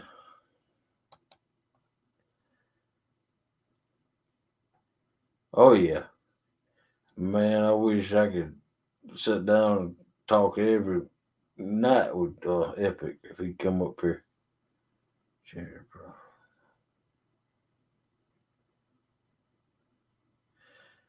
You think that's what it is, Dallas? You know, I bet that's what it is. Ever since I've owned this chair, it has done that to me. Not just, I mean, it's doing it right now more than ever. But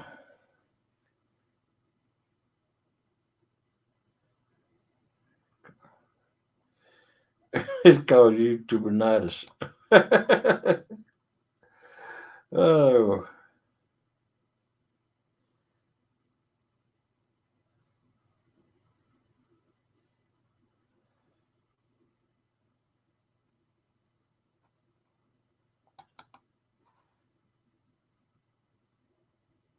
yeah.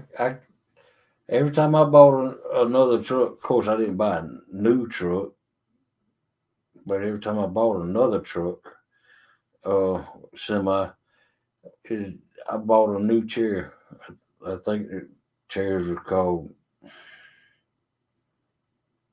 Oh, I don't remember what the chairs were called, but I bought a new chair to put in my trucks.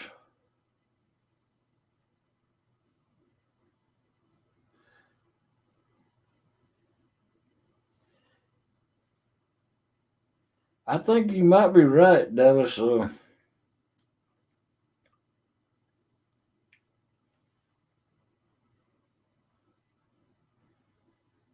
It's an old office chair, one of them old cushion desk chairs. Uh, it's got a real big bottom in it.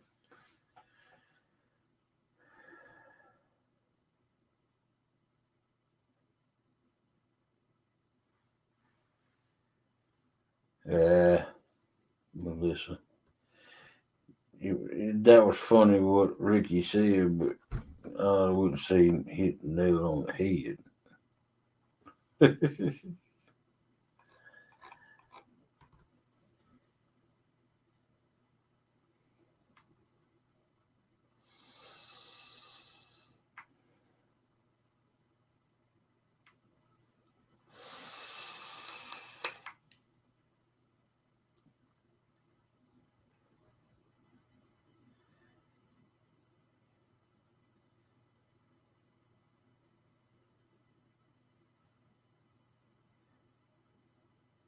Yeah, he's always. Uh, I'll listen to that man talk, learn from him 24 days or 24 hours, 7 days a week, if I could.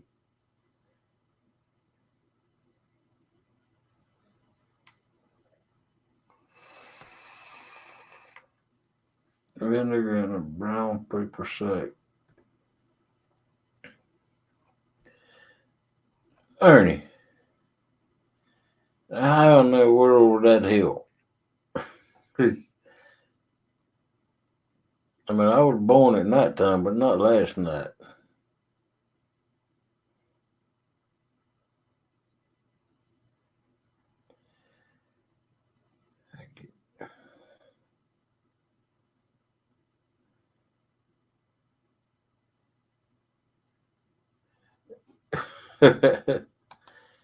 Yeah,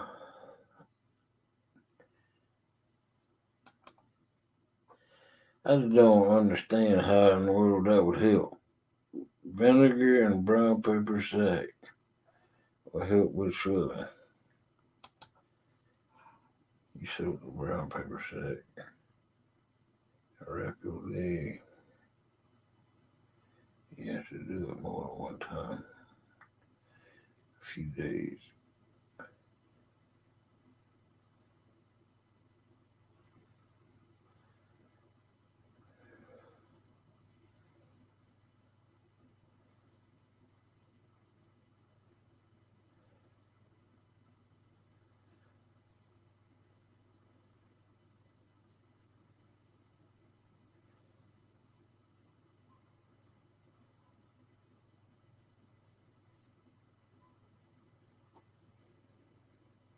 Yeah, Ernie. Where you gonna find brown paper sacks at? Oh, I don't know about them. We don't have them around here.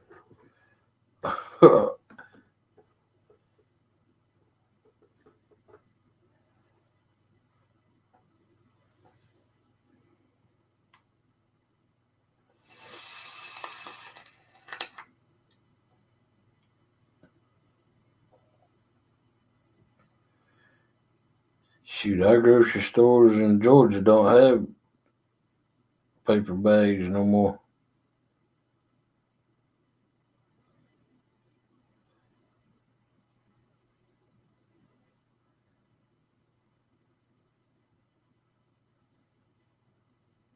Or not in where we live.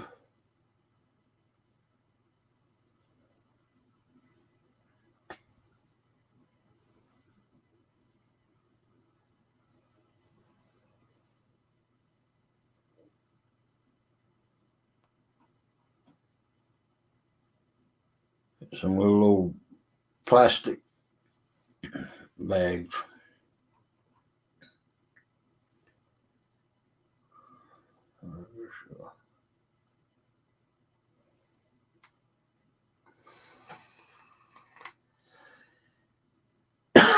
No, Ricky, you'd be doing good if you get them to bag your groceries.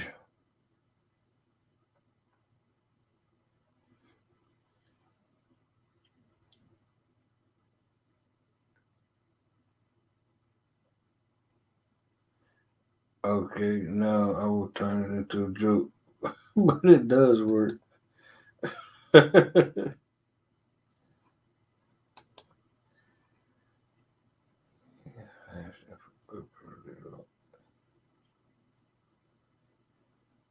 Good morning, Kelly. Welcome in. And there's Frogster. Good morning, Froggy.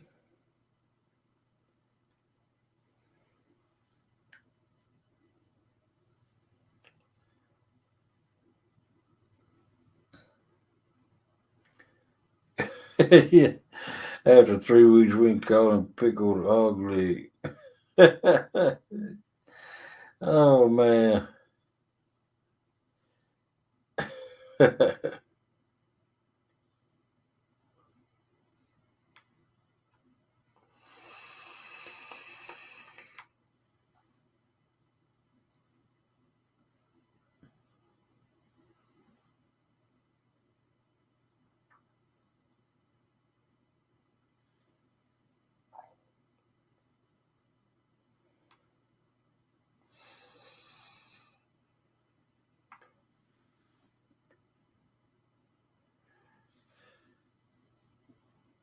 Yeah, I'm fixing to have to get off of here in about another half hour. Uh, I gotta go get me a shower and get dressed and go to the doctor. Doctor appointment's at 8 o'clock, and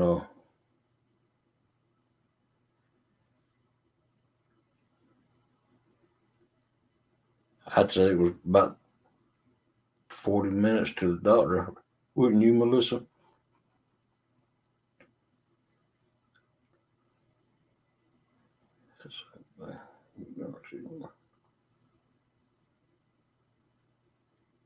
Yeah, I don't. I don't ever see him down here. Yeah, Ernie. I hope I get some good news today too. Which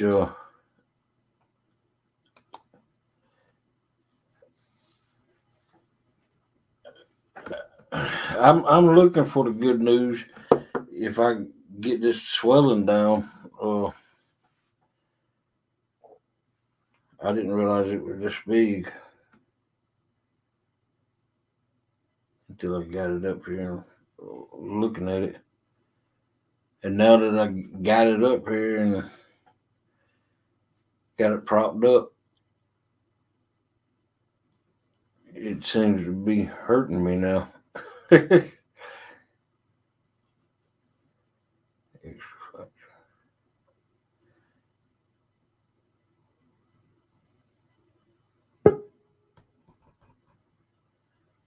There he is.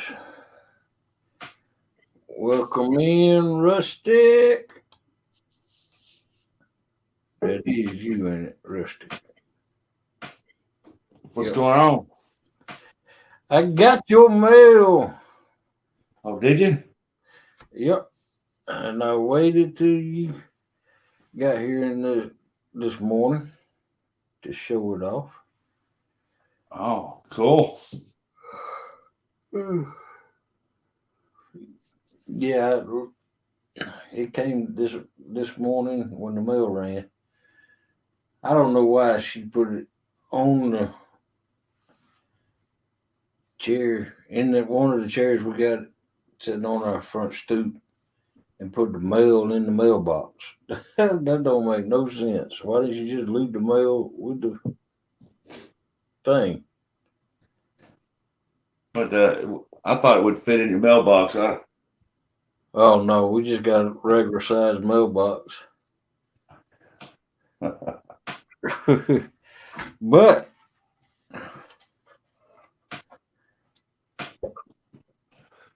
now that you're here,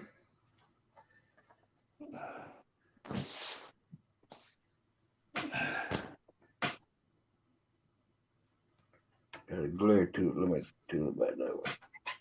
Yeah, blow it up there. Blow yourself up there. Let everybody see it.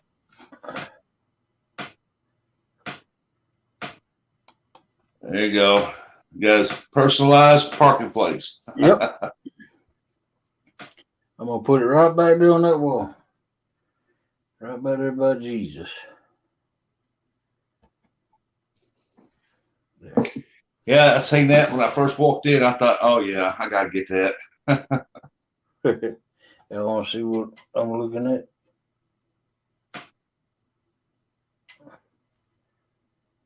Yep. Well, I'm glad you finally got it, buddy. And thank you. Oh, you're welcome. Oh, That's for being such a good friend to me, man. all right. Well, I look at all of you as being my friends. Heck, I look at y'all as being my family. And y'all are my YouTube family. Maybe not blood, but my YouTube family. Oh yeah. And I think it'll look good back there on that wall. Oh yeah, it'll look good back here.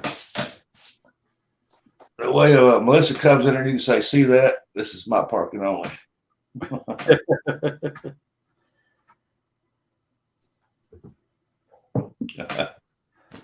I'm glad you got it, bud.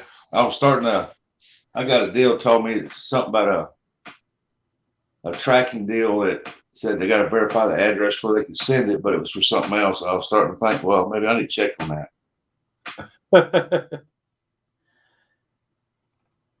Yeah, you had to send something first before we can get tracking.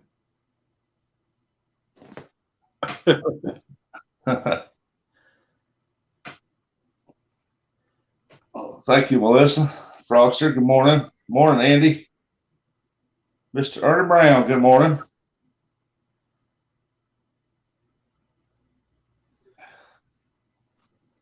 Yeah, when I walked in there to get one of those little grabber thing deals.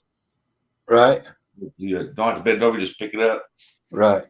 And I was walking through there and I come up. That thing was sitting right there. I mean, just bam. As soon as you walk in, that's the first thing I seen. I thought, oh, I'm gonna get that. I picked it up and I was walking in the store with it, and they didn't have one. I come up and the guy says, is that all you need right there? And I said, yeah. He said, okay. And I was walking back. It was right across from where I went live with that 80s arcade deal. Right. And I said, what's that? I said, I'm going to send that to Holloway. She goes, oh, that's cool. Yeah. It's made out of metal. Yeah. I said, how often do you walk across something that's got somebody you know and it's got their name on it right there? Right. Right. I am known as the hog.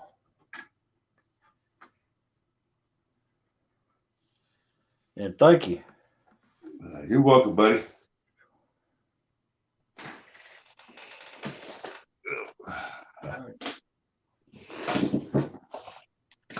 I'd do it again.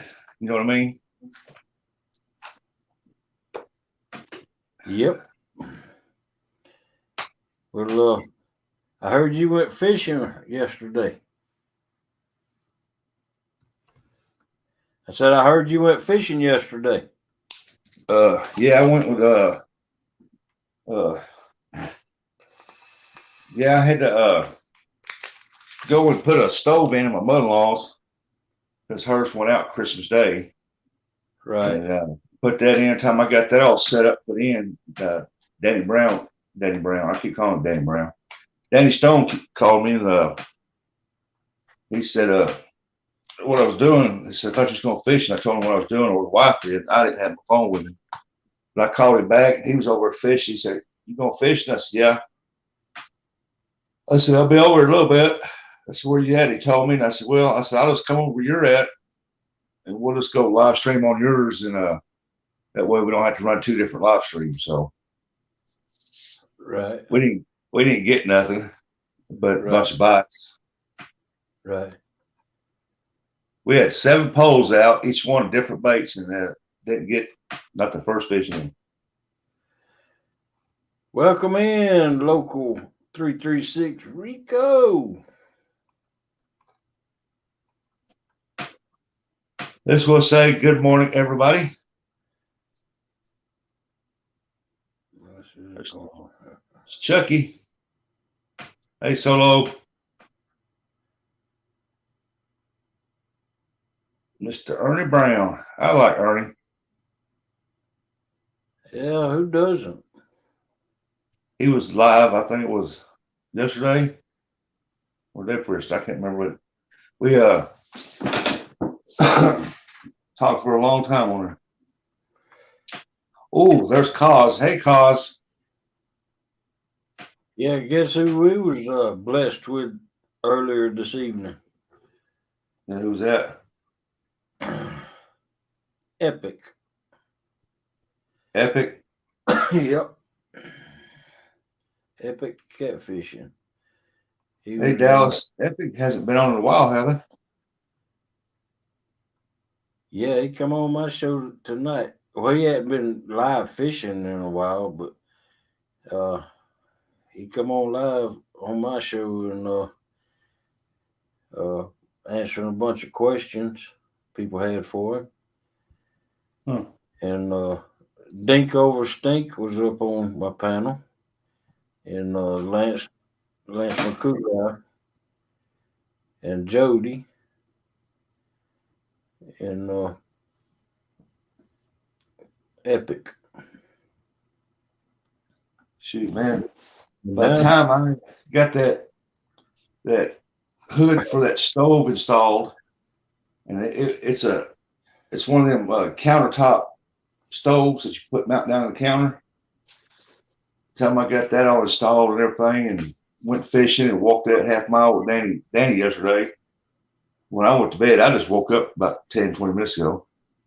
I was wore out. right. It's pork chop, morning pork chop.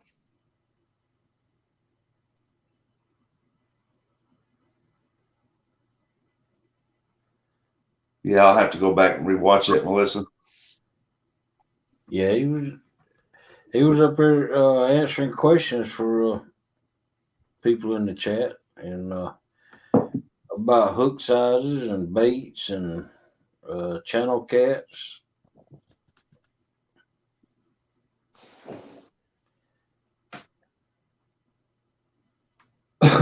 Well, they said I finally broke 100 subscribers last night. Oh wow, you catching up with me now? I know.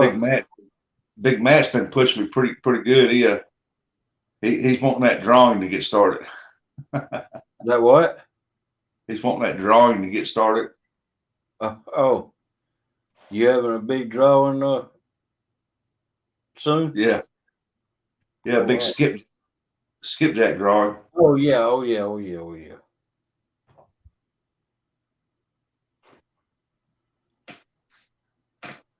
Well, I don't know why Cause is not saying anything. Frogs, her battery started getting low. LG Bass showed up, and we were just chatting and fishing.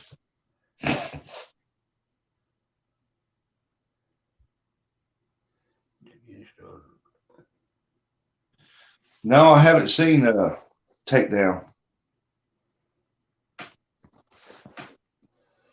I ain't seen him.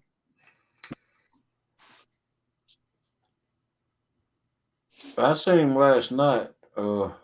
He was in chat.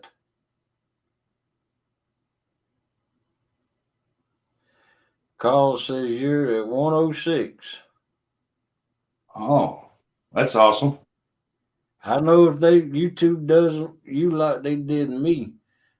I was Yeah. at 117 one night, or the first night I broke over 100, I was at 111.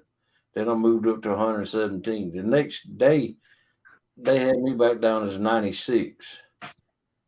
And I stayed around the 150 area for the longest time. And then, I don't know, let's see what I'm at now. I'm at 175 finally. Wow. Going Tink's live, huh?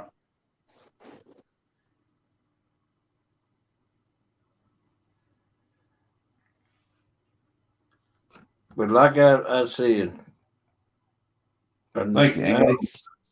I was at 175 when the show started. Now I'm back down to 173. Huh.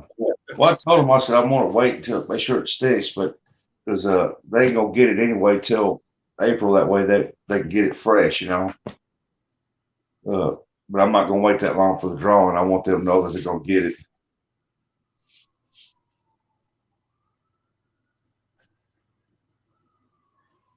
Yeah. Ernie, that's one way to do it, Ernie. But I want solid hook sets. I'd rather have real hook sets. That cause I hope I win.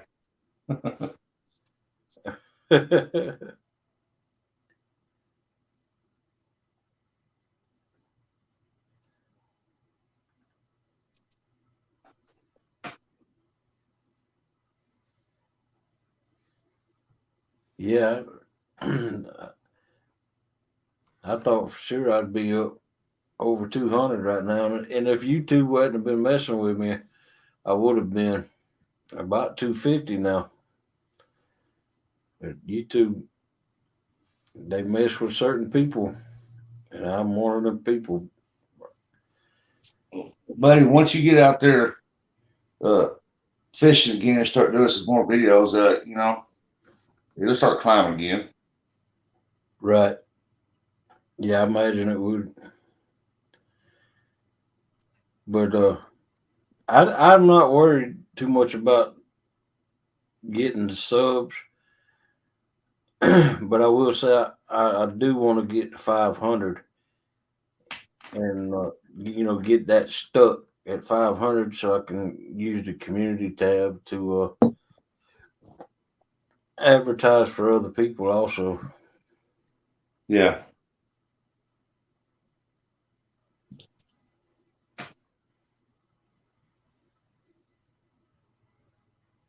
Give me all the skippies.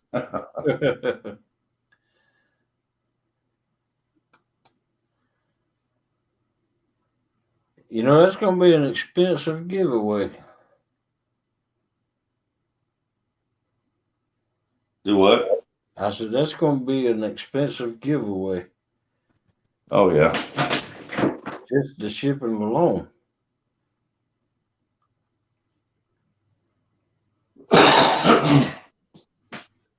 Oh yeah, that's gonna be. But it is what it is. Right. I guess show my appreciation. I mean, I didn't even know where I was at until I went to the match last night. And he was telling me, and I told him, I said, I don't even watch that. I said, Right. just do it because I like to do it.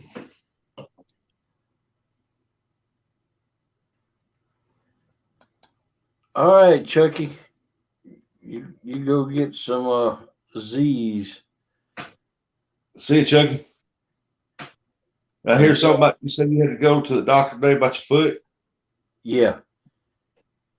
I appreciate all you do, Chucky.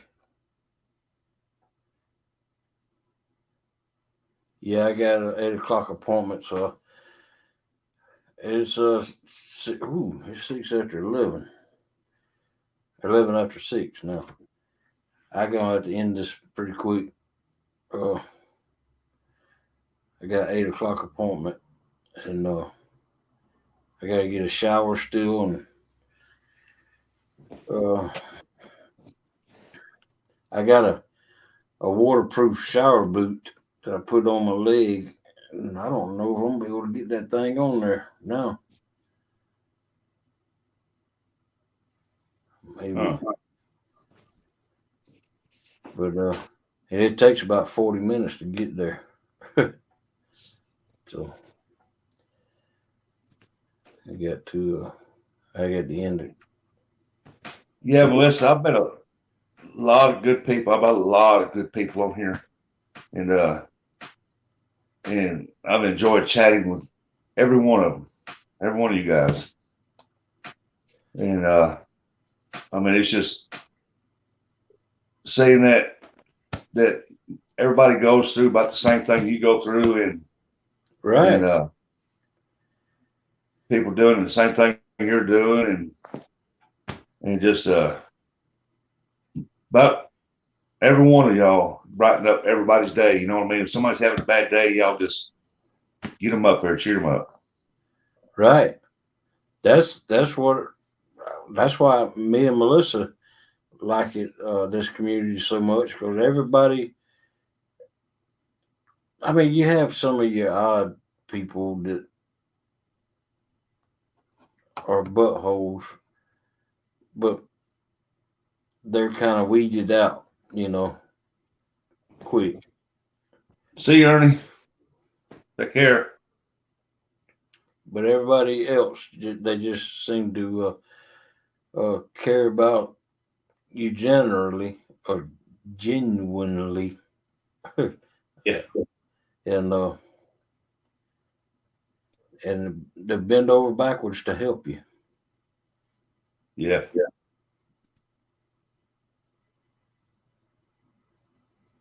That's what I like. Yeah, I remember we was on there, Misfits with Big Matt last night, and they had me stuck in the middle. Then all of a sudden, they both disappeared into blackness or something, and they went dark. And we've already had everybody laughing, and I was sitting there. I said, I'm gonna reach in here and see what's inside here. And I reached in there like that. I reached in the other side, and all of a sudden, I was doing this. They were jerking me from both ways. Misfit said, I'll be back. I gotta go pee. And about that time, me and Matt was on camera. We both just looked at each other like that. And did he say just what? I thought, yeah. well, he was gone for a while. And so I stuck my head over on his side and I went inside. You couldn't see but half my body. I come back. Matt said, what'd you see? And I said, you don't want to know, bud.